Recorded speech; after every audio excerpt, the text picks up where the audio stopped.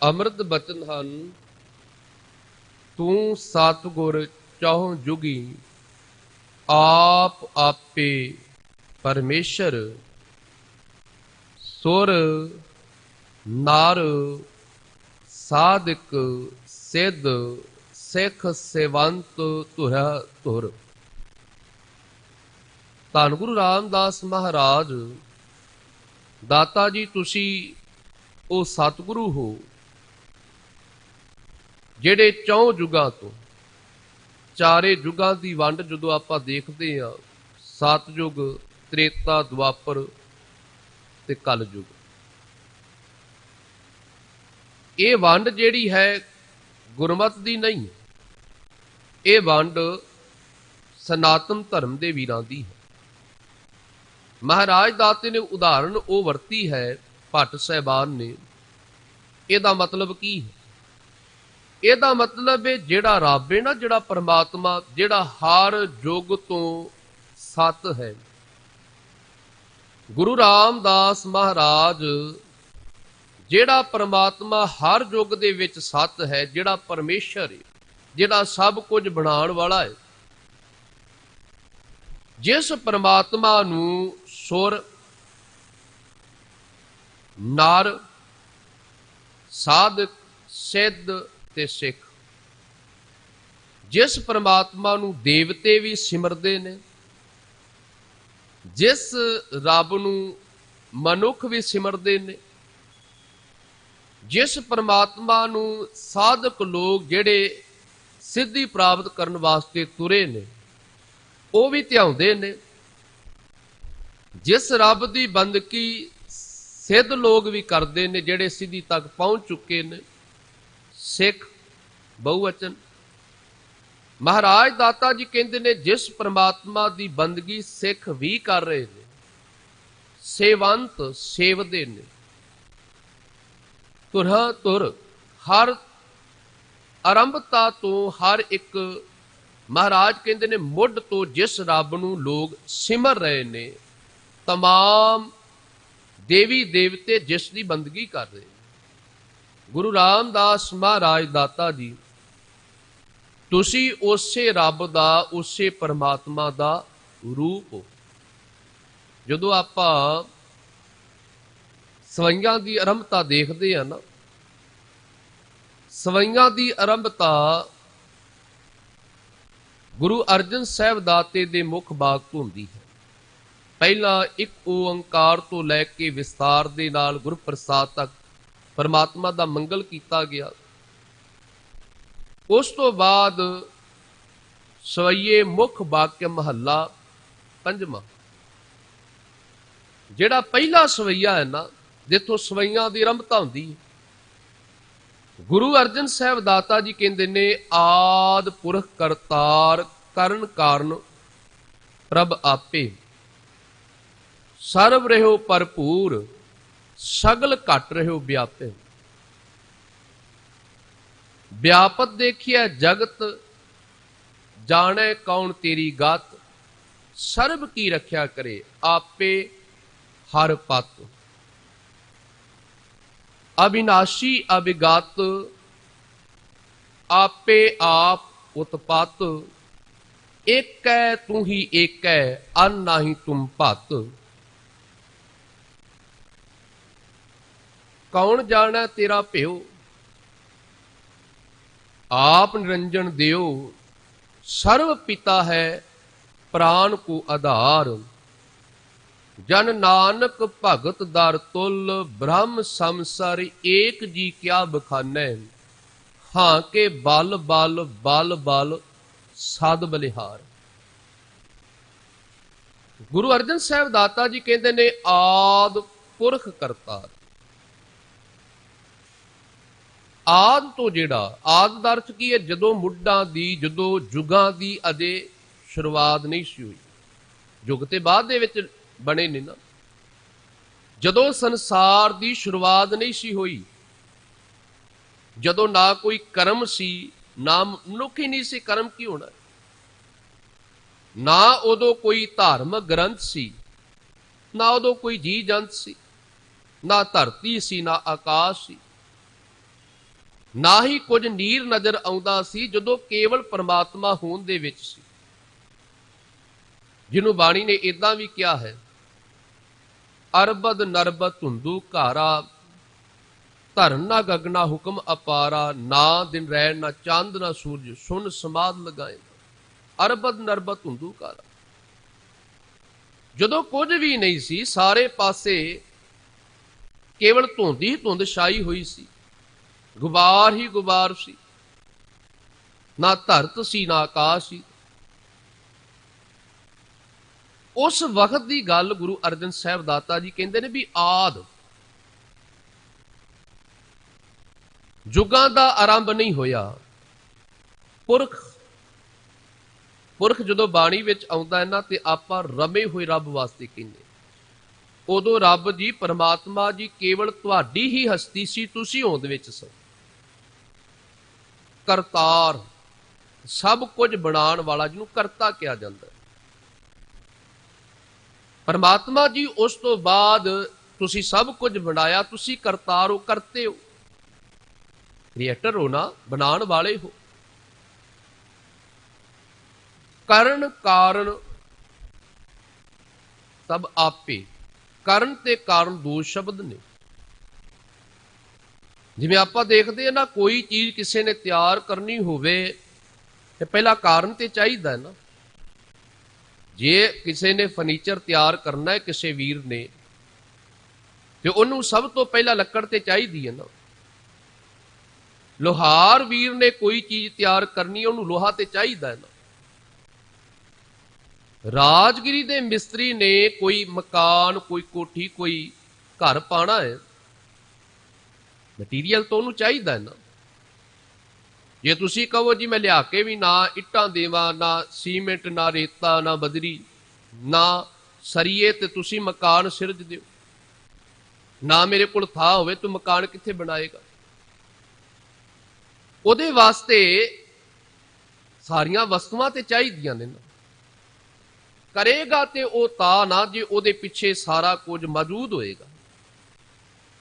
ਪਰਮਾਤਮਾ ਪਰਮੇਸ਼ਰ ਕਰਨ ਕਾਰਨ ਹੈ, ਉਹਨੂੰ ਕੋਈ ਮਟੀਰੀਅਲ, ਕੋਈ ਵਸਤੂ ਕਿਤੋਂ, ਕੋਈ ਤੱਤ ਬਾਹਰੋਂ ਲਿਆਉਣ ਦੀ ਲੋੜ ਨਹੀਂ ਪਈ ਵੀ ਉਹਨੇ ਕਿਤੇ ਅਗਨ ਕਿਤੋਂ ਲਈ ਹੋਵੇ, ਵਾਯੂ ਕਿਤੋਂ ਲਈ ਹੋਵੇ, ਮਿੱਟੀ ਕਿਤੋਂ ਲਈ ਹੋਵੇ। ਐਸਾ ਨਹੀਂ। ਪਰਮਾਤਮਾ ਪਰਮੇਸ਼ਰ ਸਭ ਕੁਝ ਕਰਨ ਕਾਰਨ ਸਮਰੱਥ ਹੈ। ਫਿਰ ਰਹਿੰਦਾ ਕਿੱਥੇ ਹੈ ਜੀ? ਜੋ ਅੱਜ ਦੇ ਸ਼ਬਦ ਦੇ ਵਿੱਚ ਗੁਰੂ ਰਾਮਦਾਸ ਮਹਾਰਾਜ ਦਾਤੇ ਦੀ ਸਿਫਤ ਕੀਤੀ ਗਈ ਨਾ, ਵੀ ਪਰਮਾਤਮਾ ਪਰਮੇਸ਼ਰ ਦਾ ਤੁਸੀਂ ਰੂਪ ਹੋ, ਤਾਂ ਗੁਰੂ ਅਰਜਨ ਸਾਹਿਬ ਦਾਤਾ ਜੀ ਕਹਿੰਦੇ ਨੇ, ਰਹਿੰਦੇ ਤੁਸੀਂ ਕਿੱਥੇ ਹੋ? ਵਿਆਪਤ ਦੇਖੀਐ ਜਗਤ, ਜਾਣੈ ਕੌਣ ਤੇਰੀ ਗਤ, ਸਰਬ ਕੀ ਰੱਖਿਆ ਕਰੇ ਆਪੇ ਹਰ ਪਤ। ਤੁਹਾਨੂੰ ਹਰ ਇੱਕ ਘਟ ਦੇ ਵਿੱਚ ਅਸੀਂ ਦੇਖਦੇ ਹਾਂ, ਸਾਰੀ ਥਾਂ ਤੇ ਵਿਆਪਤ ਦੇਖਦੇ ਹਾਂ। ਹਰ ਥਾਂ ਤੇ ਤੁਸੀਂ ਵਸੇ ਹੋਏ ਹੋ, ਹਰ ਇੱਕ ਘਟ ਦੇ ਵਿੱਚ ਤੁਹਾਡਾ ਪਸਾਰਾ ਹੈ। ਜਿਸ ਰੱਬ ਦੀ ਗੱਲ, ਜਿਸ ਪ੍ਰਮਾਤਮਾ ਦੇ ਨਾਲ ਜੁੜਨ ਦੀ ਗੱਲ ਸ੍ਰੀ ਗੁਰੂ ਗ੍ਰੰਥ ਸਾਹਿਬ ਦੀ ਬਾਣੀ ਨੇ ਕੀਤੀ ਨਾ, ਉਹ ਹਰ ਘਟ ਦੇ ਵਿੱਚ ਮੌਜੂਦ ਹੈ, ਹਰ ਇੱਕ ਹਿਰਦੇ ਵਿੱਚ ਵਸਦਾ ਹੈ, ਵਿਆਪਤ ਹੈ, ਜਿਹਨੂੰ ਆਪਾਂ ਵਿਆਪਕ ਕਹਿੰਦੇ ਆ, ਵੀ ਹਰ ਥਾਂ ਤੇ ਮੌਜੂਦ ਹੈ। ਮਹਾਰਾਜ ਦਾਤਾ ਜੀ ਕਹਿੰਦੇ ਨੇ, ਆਪੇ ਹੀ ਸਭ ਕੁਝ ਜਿਹੜਾ ਬਣਾਉਣ ਵਾਲਾ ਹੈ। ਦਾਤਾ ਜੀ ਕਹਿੰਦੇ ਨੇ, ਅਬਿਨਾਸ਼ੀ ਅਬਿਗਤ, ਆਪੇ ਆਪ ਉਤਪਤ। ਤੁਸੀਂ ਅਬਿਨਾਸ਼ੀ ਹੋ, ਨਾਸ਼ ਤੋਂ ਰਹਿਤ ਤੋਂ, ਤੁਹਾਡਾ ਨਾਸ਼ ਨਹੀਂ ਹੋਣਾ ਕਦੇ। ਇਹ ਬਣਾਈ ਹੋਈ ਦੁਨੀਆ ਦਾ ਤੇ ਨਾਸ਼ ਹੋ ਜਾਏਗਾ। ਅਬਿਗਤ, ਜਿਹੜਾ ਸਾਡੇ ਆ ਪਹੁੰਚ ਤੋਂ ਪਰੇ ਹੈ। ਗਿਆਨ ਤੇ ਕਰਮ ਇੰਦਰੀਆਂ ਦੀ ਉੱਥੋਂ ਤੱਕ ਪਹੁੰਚ ਨਹੀਂ ਹੋ ਸਕਦੀ।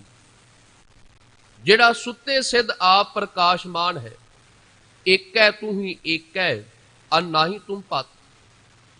ਕੇਵਲ ਰੱਬ ਜੀ, ਪਰਮਾਤਮਾ ਜੀ ਤੁਹਾਡੀ ਇੱਕ ਹਸਤੀ ਹੈ, ਜਿਹੜੀ ਹਮੇਸ਼ਾ ਸਥਿਰ ਰਹਿਣ ਵਾਲੀ ਹੈ। ਤੁਹਾਡੇ ਵਰਗਾ ਨਾ ਕੋਈ ਹੈ, ਨਾ ਕੋਈ ਸੀ, ਤੇ ਨਾ ਕਿਸੇ ਨੇ ਹੋਣਾ ਹੈ। ਤੁਸੀਂ ਉਹ ਮਹਾਨ ਹਸਤੀ ਦੇ ਮਾਲਕ ਹੋ। ਫਿਰ ਮਹਾਰਾਜ ਦਾਤਾ ਜੀ ਕਹਿੰਦੇ ਨੇ, ਤੇਰਾ ਭੇਵ, ਤੇਰੀ ਗਤ, ਤੇਰੀ ਰਹਿਮਤ ਕੌਣ ਜਾਣ ਸਕਦਾ ਹੈ? ਤੁਸੀਂ ਨਿਰੰਕਾਰ ਸਰੂਪ ਹੈ, ਸਾਰੇ ਜੀਆਂ ਦੇ ਪਿਤਾ ਹੋ, ਸਾਰਿਆਂ ਨੂੰ ਆਸਰਾ ਦੇਣ ਵਾਲੇ ਹੋ, ਪ੍ਰਾਣਾਂ ਦੇ ਆਧਾਰ ਹੋ। ਤੇ ਫਿਰ ਜਦੋਂ ਸਿਫਤ ਕਰਦਿਆਂ ਹੋਇਆਂ ਨਾ ਸਾਰੀ ਗੱਲ ਧੰਨ ਗੁਰੂ ਅਰਜਨ ਸਾਹਿਬ ਦਾਤੇ ਨੇ ਨਿਬੇੜੀ ਨਾ, ਉੱਥੇ ਫਿਰ ਅਗਲੇ ਜਿਹੜੇ ਬੋਲ ਕਹੇ ਨਾ, ਜਨ ਨਾਨਕ ਭਗਤ ਦਰ ਤੁਲ, ਬ੍ਰਹਮ ਸੰਸਰ ਏਕ ਜੀ ਕਿਆ ਬਖਾਨੇ। ਜਨ ਨਾਨਕ, ਧੰਨ ਗੁਰੂ ਨਾਨਕ ਸਾਹਿਬ ਦਾਤੇ ਦੀ ਸਿਫਤ ਦੇ ਵਿੱਚ ਕਹਿੰਦੇ ਨੇ, ਜਿਹੜਾ ਨਾਨਕ ਤੇਰਾ ਸੇਵਕ ਹੈ ਨਾ, ਹੇ ਪ੍ਰਮਾਤਮਾ ਜੀ, ਉਹ ਭਗਤ ਹੈ ਜਿਹੜਾ ਤੇਰਾ। ਗੁਰੂ ਨਾਨਕ ਪਾਤਸ਼ਾਹ ਨੂੰ ਰੱਬ ਦਾ ਭਗਤ ਕਿਹਾ। ਦਰ ਤੁਲ, ਉਹ ਤੇਰੇ ਦਰ ਤੇ, ਤੁਲ ਦਾ ਅਰਥ ਹੈ ਪ੍ਰਵਾਨ। ਤੁਲ ਦਾ ਅਰਥ ਬਰਾਬਰੀ ਨਾਲ ਨਹੀਂ ਹੈ।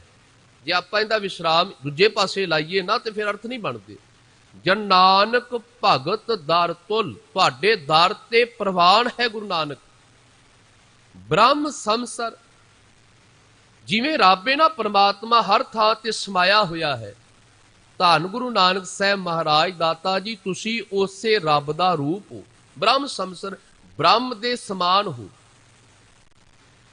ਏਕ ਜੀ ਕਿਆ ਬਖਾਨੇ, ਜਿਵੇਂ ਰੱਬ ਪਰਮਾਤਮਾ ਦੇ ਗੁਣ ਨਹੀਂ ਨਾ ਗਾਏ ਜਾ ਸਕਦੇ, ਏਦਾਂ ਹੀ ਜਿਹੜਾ ਕੋਈ ਕਵੇ ਜੀ ਮੈਂ ਗੁਰੂ ਦੇ ਮੁਕੰਮਲ ਗੁਣ ਗਾ ਲਵਾਂਗਾ, ਉਹਦੀ ਮੂਰਖਤਾਈ ਹੈ। ਰੱਬ ਦੇ ਗੁਣ ਨਹੀਂ ਗਾਏ ਜਾ ਸਕਦੇ ਮੁਕੰਮਲ ਤੌਰ ਤੇ, ਗੁਰੂ ਵੀ ਉਸੇ ਰੱਬ ਦਾ ਪਰਮਾਤਮਾ ਦਾ ਰੂਪ ਹੈ। ਏਕ ਜੀ ਕਿਆ ਬਖਾਨੇ, ਇੱਕ ਜ਼ੁਬਾਨ ਤੋਂ ਮੈਂ ਪਰਮਾਤਮਾ ਜੀ ਤੁਹਾਡੇ ਕਿਹੜੇ ਗੁਣ ਕਵਾਂ, ਇੱਕ ਜ਼ੁਬਾਨ ਤੋਂ ਮੈਂ ਆਪਣੇ ਗੁਰੂ ਦੇ ਕਿਹੜੇ ਕਿਹੜੇ ਗੁਣ ਬਿਆਨ ਕਰਾਂ। ਫਿਰ ਇੱਕੋ ਹੀ ਗੱਲ ਬਣਦੀ ਹੈ, ਹਾਂ ਕਿ ਬਲ ਬਲ ਬਲ ਬਲ ਸਦ ਬਲਿਹਾਰ। ਮੈਂ ਆਪਣੇ ਗੁਰੂ ਤੋਂ, ਮੈਂ ਆਪਣੇ ਰੱਬ ਜੀ ਤੋਂ, ਪਰਮਾਤਮਾ ਤੋਂ ਸਦਕੇ ਜਾਨਾ ਵਾਂ। ਉਸੇ ਰੱਬ ਦਾ ਰੂਪ ਹੈ ਮੇਰਾ ਗੁਰੂ। ਸਾਧ ਸੰਗਤ ਜੀ, ਵੈਸੇ ਜਦੋਂ ਆਪਾਂ ਧਾਰਮਿਕ ਗ੍ਰੰਥਾਂ ਨੂੰ ਪੜ੍ਹਦੇ ਹਾਂ ਜਾਂ ਸ੍ਰੀ ਗੁਰੂ ਗ੍ਰੰਥ ਸਾਹਿਬ ਦੀ ਪਾਵਨ ਬਾਣੀ ਨੂੰ ਆਪਾਂ ਵਿਚਾਰਦੇ ਹਾਂ, ਬਾਣੀ ਦਾ ਪਾਠ ਕਰਦੇ ਹਾਂ, ਜਿੰਨਾ ਪਸਾਰਾ ਹੈ ਪਾਤਸ਼ਾਹ ਜੀ ਕਹਿੰਦੇ ਨੇ ਕੀਤਾ ਪਸਾਓ ਏਕੋ ਕਵਾਓ। ਜਿੰਨਾ ਪਰਮਾਤਮਾ ਨੇ ਪਸਾਰਾ ਇਹ ਖਿਲਾਰਿਆ ਹੈ, ਜਿੰਨੀਆਂ ਜ਼ਿੰਦਗੀਆਂ ਦੇ ਅੰਦਰ ਪਰਮਾਤਮਾ ਦੀ ਉਹ ਜਿਹੜੀ ਰਹਿਮਤ, ਜਿੰਨੀਆਂ ਜ਼ਿੰਦਗੀਆਂ ਮਾਣ ਰਹੇ ਨੇ ਇਹ ਜੀਵ ਜੰਤ, ਉਹ ਇੱਕੋ ਪਸਾਓ ਇੱਕੋ ਕਵਾਓ ਤੋਂ ਹੈ। ਵਿਦਵਾਨਾਂ ਦਾ ਇਹ ਮਤ ਹੈ, ਸੂਝਵਾਨਾਂ ਦਾ, ਜਦੋਂ ਜੀਵ ਸਭ ਤੋਂ ਪਹਿਲਾਂ ਸੰਸਾਰ ਦੇ ਵਿੱਚ ਆਇਆ ਨਾ, ਇਹ ਜੀਵ ਜਦੋਂ ਉਸ ਨੇ ਆਪਣਾ ਮੂੰਹ ਖੋਲਿਆ, ਪਹਿਲੀ ਤੇ ਗੱਲ ਇਹ ਬੜਾ ਲੰਮੇਰਾ ਸਮਾਂ ਨਿਕਲ ਗਿਆ। ਕਿਤੇ ਪਹਿਲਾਂ ਇਸ਼ਾਰਿਆਂ ਦੇ ਨਾਲ ਗੱਲਾਂ ਹੁੰਦੀਆਂ ਸਨ, ਸਾਡੇ ਕੋਲ ਆਪਣੀ ਗੱਲ ਕਿਸੇ ਨੂੰ ਕਹਿਣ ਦਾ ਜ਼ਰੀਆ ਨਹੀਂ ਸੀ। ਜੰਗਲ ਬਿਆਬਾਨਾਂ ਦੇ ਵਿੱਚ ਜੀਵਨ ਬਸਰ ਕਰਨਾ, ਰੁੱਖਾਂ ਦੇ ਪੱਤੇ, ਜੰਗਲੀ ਜੀਵਾਂ ਦਾ ਮਾਸ ਖਾ ਕੇ ਗੁਜ਼ਾਰਾ ਕਰਨਾ। ਫਿਰ ਕਿਤੇ ਰੱਬ ਨੇ ਐਸੀ ਸੂਝ ਦਿੱਤੀ ਵੀ ਜੰਗਲ ਨੂੰ ਅੱਗ ਲੱਗੀ, ਦੋ ਬਾਂਸ ਆਪਸ ਵਿੱਚ ਰਗੜ ਖਾ ਗਏ, ਉਹਨਾਂ ਨੇ ਜੰਗਲ ਦੇ ਜੰਗਲ ਫੂਕ ਦਿੱਤੇ। ਫਿਰ ਜੀ ਜੰਤੂ ਜਿਹੜੇ ਉਹ ਭੁੱਜ ਗਏ ਅੱਗ ਦੇ ਵਿੱਚ। ਜਦੋਂ ਉਹਨਾਂ ਦਾ ਮਾਸ ਕਿਤੇ ਕੋਈ ਬਚਿਆ ਹੋਇਆ ਇਨਸਾਨ ਨੇ ਖਾਧਾ ਨਾ, ਤੇ ਉਹਨੂੰ ਬੜਾ ਸਵਾਦ ਲੱਗਾ। ਜਿਹੜਾ ਕੱਚਾ ਮਾਸ ਖਾਂਦਾ ਸੀ ਉਹਨੂੰ ਇਹ ਪਤਾ ਲੱਗਾ ਵੀ ਭੁੱਜਾ ਹੋਏ ਮਾਸ ਦਾ ਸਵਾਦ ਕੁਝ ਹੋਰ ਹੈ। ਫਿਰ ਜੰਗਲੀ ਜਾਨਵਰਾਂ ਤੋਂ ਆਪਣਾ ਬਚਾਅ ਕਰਨ ਵਾਸਤੇ ਵੀ ਹਥਿਆਰ ਚਾਹੀਦੇ ਸਨ। ਪਹਿਲਾਂ ਪੱਥਰ ਦੇ ਬਣਾਏ, ਉਸ ਤੋਂ ਬਾਅਦ ਸਮਾਂ ਬਣਿਆ, ਪਹਿਲਾਂ ਤੇ ਲੱਕੜੀ ਹੀ ਹੱਥ ਵਿੱਚ ਫੜ ਕੇ ਡਾਂਗ ਛੋਟੇ ਦੇ ਨਾਲ ਹੀ ਮੁਕਾਬਲਾ ਕਰਦਾ ਰਿਹਾ। ਫਿਰ ਪੱਥਰ ਦੇ ਹਥਿਆਰ ਬਣਾਏ, ਫਿਰ ਕਿਤੇ ਜਾ ਕੇ ਇਹਦਾ ਵਿਕਾਸ ਹੋਇਆ ਦਿਮਾਗ ਦਾ। ਫਿਰ ਔਜ਼ਾਰ, ਇਹਦੇ ਹਥਿਆਰ ਜਿਹੜੇ ਸਨ ਹੋਰ ਮਜ਼ਬੂਤ ਹੋ ਗਏ, ਉਹ ਲੋਹੇ ਦੇ ਵੀ ਆ ਗਏ। ਪਰ ਜਿਹੜੀ ਆਪਣੀ ਬੋਲੀ ਦਾ ਆਦਾਨ ਪ੍ਰਦਾਨ ਕਰਨਾ ਸੀ, ਆਪਣੀ ਗੱਲ ਕਿਸੇ ਨੂੰ ਦੱਸਣ ਵਾਸਤੇ ਇਸ਼ਾਰਿਆਂ ਤੋਂ ਅੱਗੇ ਵੀ ਗੱਲ ਜਾਣੀ ਸੀ। ਜਦੋਂ ਸਭ ਤੋਂ ਪਹਿਲਾਂ ਇਹ ਜੀਵ ਨੇ ਆਪਣਾ ਮੂੰਹ ਖੋਲਿਆ ਨਾ, ਜਦੋਂ ਸਭ ਤੋਂ ਪਹਿਲਾਂ ਆਪਣਾ ਮੁਖ ਖੋਲਿਆ, ਤਾਂ ਵਿਦਵਾਨ ਲੋਕ ਇਹ ਗੱਲ ਕਹਿੰਦੇ ਨੇ ਓਮ ਸ਼ਬਦ ਦੀ ਆਰੰਭਤਾ ਹੋਈ। ਹੁਣ ਰੱਬ ਦਾ ਪਰਮਾਤਮਾ ਦਾ ਰੂਪ ਇਹ ਜੀਵ, ਇਹ ਬੱਚਾ, ਸ਼ੁੱਧਤਾ ਦੇ ਵਿੱਚੋਂ ਉਹ ਬੋਲ ਨਿਕਲੇ, ਉਹੀ ਰੱਬ ਦੇ ਬੋਲ ਬਣ ਗਏ, ਉਹੀ ਪਰਮਾਤਮਾ ਪਰਮੇਸ਼ਰ ਦਾ ਨਾਮ ਬਣ ਗਿਆ, ਉਹੀ ਰੱਬ ਦਾ ਨਾਮ ਬਣ ਗਿਆ। ਕੁਝ ਕੁ ਲੋਕਾਂ ਨੇ, ਉਹਨਾਂ ਨੇ ਇਸ ਨਾਮ ਦੇ ਨੂੰ ਆਪਣੇ ਨਾਲ ਜੋੜ ਲਿਆ, ਫਿਰ ਆਪੋ ਆਪਣੇ ਤਰੀਕੇ ਨਾਲ ਜੁਗਤੀਆਂ ਵਰਤੀਆਂ। ਜਦੋਂ ਮੁੱਖ ਖੁੱਲਿਆ ਸੀ ਨਾ ਜੀਵ ਦਾ, ਉਹ ਸ਼ਬਦ ਨਿਕਲਿਆ। ਜਦੋਂ ਥੋੜੀ ਆਵਾਜ਼ ਲਟਕੀ ਤੇ ਐੜੇ ਦੀ ਆਵਾਜ਼ ਆਈ, ਜਦੋਂ ਮੂੰਹ ਬੰਦ ਹੋਇਆ ਤੇ ਮੰਮੇ ਦੀ ਆਪਾਂ ਦੇਖਦੇ ਹਾਂ ਆਵਾਜ਼ ਨਿਕਲਦੀ ਹੈ। ਉਹਨਾਂ ਨੇ ਫਿਰ ਇਸ ਨੂੰ ਜਦੋਂ ਆਪਣੇ ਤਰੀਕੇ ਨਾਲ ਵਰਤਿਆ ਨਾ, ਉਹਨਾਂ ਨੇ ਕਹਿ ਦਿੱਤਾ ਜੀ ਉਹ ਤੋਂ ਬ੍ਰਹਮਾ ਹੈ ਜੀ, ਐੜੇ ਤੋਂ ਜੀ ਵਿਸ਼ਨੂੰ ਹੈ, ਤੇ ਮੰਮੇ ਤੋਂ ਸ਼ਿਵ ਜੀ ਹੈ, ਭਾਵ ਮਹੇਸ਼ ਹੈ। ਉਹਨਾਂ ਨੇ ਇਸ ਤਰੀਕੇ ਨਾਲ ਵੰਡ ਦਿੱਤਾ। ਫਿਰ ਇਸ ਸ਼ਬਦ ਨੂੰ ਵੀ ਉਹਨਾਂ ਨੇ, ਕਿਉਂਕਿ ਸੰਸਕ੍ਰਿਤੀ ਨੂੰ ਦੇਵ ਭਾਸ਼ਾ ਕਿਹਾ ਸੀ, ਸੰਸਕ੍ਰਿਤੀ ਨੂੰ ਉਹਨਾਂ ਨੇ ਦੇਵਤਿਆਂ ਦੀ ਭਾਸ਼ਾ ਕਿਹਾ ਤੇ ਇਹਨੂੰ ਸੰਸਕ੍ਰਿਤੀ ਨਾਲ ਜੋੜ ਦਿੱਤਾ। ਜਦੋਂ ਕਿ ਸੰਸਕ੍ਰਿਤੀ ਤੋਂ ਜਿਹੜੇ ਸ਼ਬਦ ਆਪਾਂ ਗੁਰਬਾਣੀ ਦੇ ਵਿੱਚ ਦੇਖਦੇ ਹਾਂ ਨਾ, ਰੂਪਾਂਤਰ ਹੁੰਦੇ ਨੇ, ਉਹ ਗੁਰਬਾਣੀ ਦੇ ਵਿੱਚ ਆਉਂਦੇ ਨੇ। ਉਹਨਾਂ ਦਾ ਜਿਹੜਾ ਆਖਰੀ ਸ਼ਬਦ ਹੁੰਦਾ ਹੈ ਨਾ, ਉਹਦੇ ਵਿੱਚੋਂ ਆਪਾਂ ਉੱਪਰ ਟਿੱਪੀ ਲਾ ਕੇ ਉਚਾਰਨ ਕਰਦੇ ਹਾਂ। ਜਿਵੇਂ ਆਪਾਂ ਸ੍ਰੀ ਗੁਰੂ ਗ੍ਰੰਥ ਸਾਹਿਬ ਜੀ ਦੀ ਪਹਿਲੀ ਹੀ ਬਾਣੀ ਪੜ੍ਹਦੇ ਆ ਨਾ, ਜਪਜੀ ਸਾਹਿਬ ਦੀ ਪਾਵਨ ਬਾਣੀ ਦੇ ਵਿੱਚ ਗੁਰਮੁਖ ਨਾਦੰ ਗੁਰਮੁਖ ਵੇਦੰ, ਇਹਦਾ ਭਾਵ ਕੀ ਹੈ, ਮਤਲਬ ਕੀ ਹੈ? ਸ਼ਬਦ ਤੇ ਦੋ ਨੇ, ਨਾਦ ਤੇ ਵੇਦ, ਪਰ ਸੰਸਕ੍ਰਿਤੀ ਤੋਂ ਆਏ ਨੇ, ਇਸ ਕਰਕੇ ਉੱਤੇ ਟਿੱਪੀ ਲੱਗਦੀ ਹੈ, ਉਚਾਰਨ ਇਹਦਾ ਏਦਾਂ ਹੁੰਦਾ ਹੈ। ਮਹਾਰਾਜ ਦਾਤੇ ਨੇ ਕਿਉਂਕਿ ਊੜੇ ਦੇ ਉੱਤੇ ਟਿੱਪੀ ਨਹੀਂ ਲੱਗਦੀ, ਸਤਿਗੁਰੂ ਦਾਤੇ ਨੇ ਫਿਰ ਕੀ ਕੀਤਾ, ਇਹਦਾ ਮੂੰਹ ਜਿਹੜਾ ਸੀ ਖੁੱਲਾ ਕੀਤਾ, ਨਾਲ ਕਾਰ ਬਣਾ ਦਿੱਤੀ। ਪਰ ਮਹਾਰਾਜ ਦਾਤੇ ਨੇ ਜਿਹੜਾ ਆਪਣਾ ਨਿਰਮਲ ਪੰਥ ਦਾ ਸਿਧਾਂਤ ਪ੍ਰਗਟ ਕੀਤਾ ਨਾ, ਉਸ ਤੋਂ ਪਹਿਲਾਂ ਇੱਕ ਲਾ ਦਿੱਤਾ। ਜਿਹੜੇ ਲੋਕ ਕਹਿੰਦੇ ਸਨ ਜੀ ਬ੍ਰਹਮਾ ਜਿਹੜਾ ਹੈ ਉਹ ਪੈਦਾ ਕਰਨ ਵਾਲਾ ਹੈ, ਵਿਸ਼ਨੂੰ ਰਿਜ਼ਕ ਦੇਣ ਵਾਲਾ ਹੈ, ਤੇ ਜਿਹੜਾ ਸ਼ਿਵ ਜੀ ਸੰਘਾਰ ਕਰਨ ਵਾਲਾ ਹੈ, ਗੁਰੂ ਗਰੀਬ ਨਵਾਜ ਦਾਤੇ ਨੇ ਸਭ ਤੋਂ ਪਹਿਲਾਂ ਏਕਾ ਲਾ ਦਿੱਤਾ, ਇੱਕ ਸ਼ਬਦ ਵਰਤਿਆ। ਦੁਨੀਆ ਦੇ ਜਿੰਨੇ ਗ੍ਰੰਥ ਨੇ ਨਾ, ਧਾਰਮਿਕ ਗ੍ਰੰਥ, ਉਹ ਅੰਕਾਂ ਤੋਂ ਸ਼ੁਰੂ ਨਹੀਂ ਹੁੰਦੇ, ਉਹ ਸ਼ਬਦਾਂ ਤੋਂ ਸ਼ੁਰੂ ਹੁੰਦੇ ਨੇ। ਸ੍ਰੀ ਗੁਰੂ ਗ੍ਰੰਥ ਸਾਹਿਬ ਜੀ ਦੀ ਪਾਵਨ ਬਾਣੀ ਅੰਗਾਂ ਤੋਂ ਸ਼ੁਰੂ ਹੁੰਦੀ ਹੈ। ਇੱਕ ਲਾਣ ਦੇ ਪਿੱਛੇ ਪਰਥਾਏ ਅਰਥ ਕੀ ਸੀ? ਮਹਾਰਾਜ ਦਾਤਾ ਜੀ ਕਹਿਣ ਲੱਗੇ ਉਹ ਹਸਤੀ ਇੱਕ ਹੈ, ਉਹ ਹੈ ਇੱਕ ਪਰਮਾਤਮਾ, ਉਹੀ ਪਰਮਾਤਮਾ ਪੈਦਾ ਕਰਨ ਵਾਲਾ ਹੈ, ਉਸੇ ਦੀ ਸਾਰੀ ਕਾਰ ਹੈ, ਉਸੇ ਦੇ ਬਣਾਏ ਹੋਏ ਅਸੀਂ ਜੀਵ ਹਾਂ। ਕਿਉਂਕਿ ਜੇ ਪੈਦਾ ਕਰਨ ਵਾਲਾ ਕੋਈ ਹੋਰ ਹੋਵੇ, ਰਿਜ਼ਕ ਦੇਣ ਵਾਲਾ ਕੋਈ ਹੋਰ ਹੋਵੇ, ਸੰਘਾਰ ਕਰਨ ਵਾਲਾ ਕੋਈ ਹੋਰ ਹੋਵੇ, ਤੇ ਫਿਰ ਸੁਭਾਵਕ ਗੱਲ ਇਹ ਹੋਏਗੀ, ਸਵਾਲ ਤੇ ਇਹ ਉੱਠੇਗਾ ਬਈ ਇਸ ਜੀਵ ਦੀ ਆਤਮਾ ਕਿੱਥੇ ਜਾ ਕੇ ਸਮਾਏਗੀ, ਇਸ ਜੀਵ ਦੀ ਆਤਮਾ ਕਿੱਥੇ ਜਾ ਕੇ ਕਿਹਦੇ ਵਿੱਚ ਲੀਨ ਹੋਏਗੀ? ਪੈਦਾ ਕਰਨ ਵਾਲੇ ਵਿੱਚ, ਰਿਜ਼ਕ ਦੇਣ ਵਾਲੇ ਵਿੱਚ, ਜਾਂ ਸੰਘਾਰ ਕਰਨ ਵਾਲੇ ਵਿੱਚ? ਸਵਾਲ ਤੇ ਇੱਥੇ ਉੱਠੇਗਾ। ਗੁਰੂ ਗਰੀਬ ਨਵਾਜ ਦਾਤਾ ਜੀ ਕਹਿਣ ਲੱਗੇ ਓੰਕਾਰ ਬ੍ਰਹਮਾ ਉਤਪਤ, ਓੰਕਾਰ ਕੀਆ ਜਿਨ ਚਿਤ, ਓੰਕਾਰ ਸੈਲ ਗਿਰ ਕਰੇ, ਓੰਕਾਰ वेद निर्मय, ओंकार शब्द उदरे, ओंकार गुरमुख तरे। ओंकार शब्द महाराज दाते ने वरत्या, ਉਹਦੇ ਤੋਂ ਹੀ ਸਾਰਾ ਪਸਾਰਾ ਹੈ। ਪਰਮਾਤਮਾ ਪਰਮੇਸ਼ਰ ਓੰਕਾਰ ਤੋਂ ਹੀ ਸਭ ਕੁਝ ਬਣਿਆ ਹੈ, ਤੇ ਉਹਦੇ ਵਿੱਚ ਹੀ ਸਾਰਿਆਂ ਨੇ ਜਾ ਕੇ ਲੀਨ ਹੋ ਜਾਣਾ।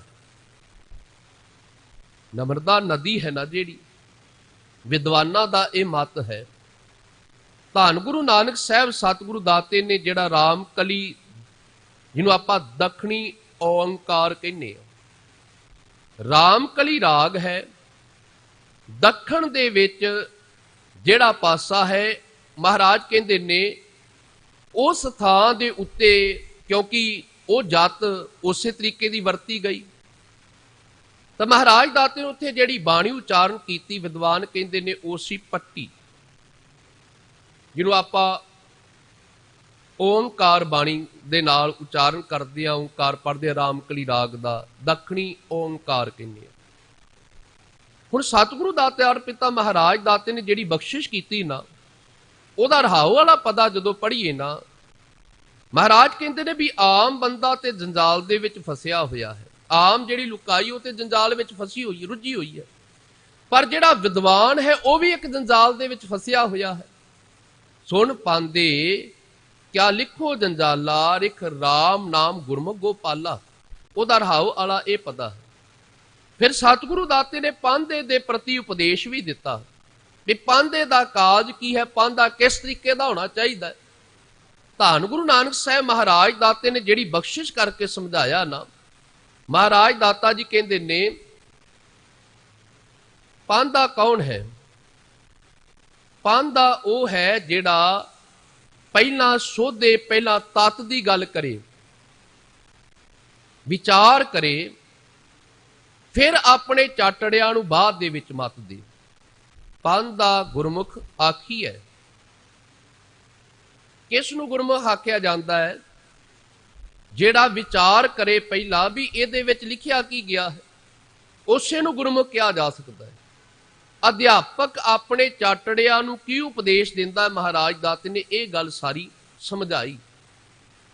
ਸਤਿਗੁਰੂ ਦਾਤੇ ਨੇ ਜਿਹੜੀ ਇੱਕ ਦੀ ਗੱਲ ਕੀਤੀ ਨਾ, ਇੱਕ ਓੰਕਾਰ ਦੀ, ਉਹ ਸਰਵ ਵਿਆਪਕ ਦੀ ਗੱਲ ਕੀਤੀ ਵੀ ਪ੍ਰਮਾਤਮਾ ਹਰ ਥਾਂ ਤੇ ਮੌਜੂਦ ਹੈ, ਹਰ ਥਾਂ ਤੇ ਵਸਿਆ ਹੋਇਆ ਹੈ। ਉਹਦੇ ਤੋਂ ਬਿਨਾ ਕੋਈ ਥਾਂ ਇਹੋ ਜਿਹਾ ਨਹੀਂ ਜਿਹੜਾ ਖਾਲੀ ਹੋਵੇ। ਉਹੀ ਚੌਂ ਜੁਗਾਂ ਤੋਂ ਸੱਤ ਹੈ। ਉਹਨੂੰ ਹੀ ਸਾਰੇ ਸੇਵਦੇ ਨੇ, ਉਹਨੂੰ ਹੀ ਸਾਰੇ ਧਿਆਉਂਦੇ ਨੇ। ਇਹ ਮਹਾਰਾਜ ਦਾਤੇ ਨੂੰ ਉਪਦੇਸ਼ ਦਿੱਤਾ। ਔਰ ਜਦੋਂ ਆਪਾਂ ਇਤਿਹਾਸ ਦੇ ਪੰਨੇ ਪੜ੍ਹਦੇ ਆ ਨਾ, ਧੰਨ ਗੁਰੂ ਨਾਨਕ ਸਾਹਿਬ ਦਾਤੇ ਦਾ ਇਤਿਹਾਸ ਕੀ ਕਹਿੰਦਾ ਹੈ, ਭਾਈ ਸਾਹਿਬ ਭਾਈ ਗੁਰਦਾਸ ਜੀ ਨੇ ਇਸ ਦਾ ਵੇਰਵਾ ਦਿੱਤਾ। ਭਾਈ ਸਾਹਿਬ ਜੀ ਕਹਿੰਦੇ ਨੇ, ਫਿਰ ਬਾਬਾ ਗਿਆ ਬਗਦਾਦ ਨੂੰ, ਬਾਹਰ ਜਾਏ ਕੀਆ ਅਸਥਾਨਾ। ਇੱਕ ਬਾਬਾ ਅਕਾਲ ਰੂਪ, ਦੂਜਾ ਰਬਾਬੀ ਮਰਦਾਨਾ। ਦਿੱਤੀ ਬਾਂਗ ਨਿਵਾਜ ਕਰ, ਸੁਨ ਸਮਾਨ ਹੁਆ ਜਹਾਨਾ। ਸੁਨ ਮੁਨ ਨਗਰੀ ਭਈ, ਦੇਖ ਪੀਰ ਭਇਆ ਹੈਰਾਨਾ। ਦੇਖੈ ਧਿਆਨ ਲਗਾਏ ਕੈ, ਇੱਕ ਫਕੀਰ ਵੱਡਾ ਮਸਤਾਨਾ। ਪੁੱਛਿਆ ਫਿਰ ਕੈ ਦਸਤਗੀਰ, ਕੌਣ ਫਕੀਰ ਕਿਸ ਕਾ ਕਰਹਾਨਾ। ਨਾਨਕ ਕਲ ਵਿੱਚ ਆਇਆ, ਰੱਬ ਫਕੀਰ ਇੱਕੋ ਪਹਿਚਾਨਾ। ਧਰਤ ਆਕਾਸ਼ ਚੌਂ ਦਿਸ ਜਾਨਾ। ਬਗਦਾਦ ਦੀ ਧਰਤੀ ਨੂੰ ਮਹਾਰਾਜ ਦਾਤਾ ਜੀ ਗਏ ਨਾ,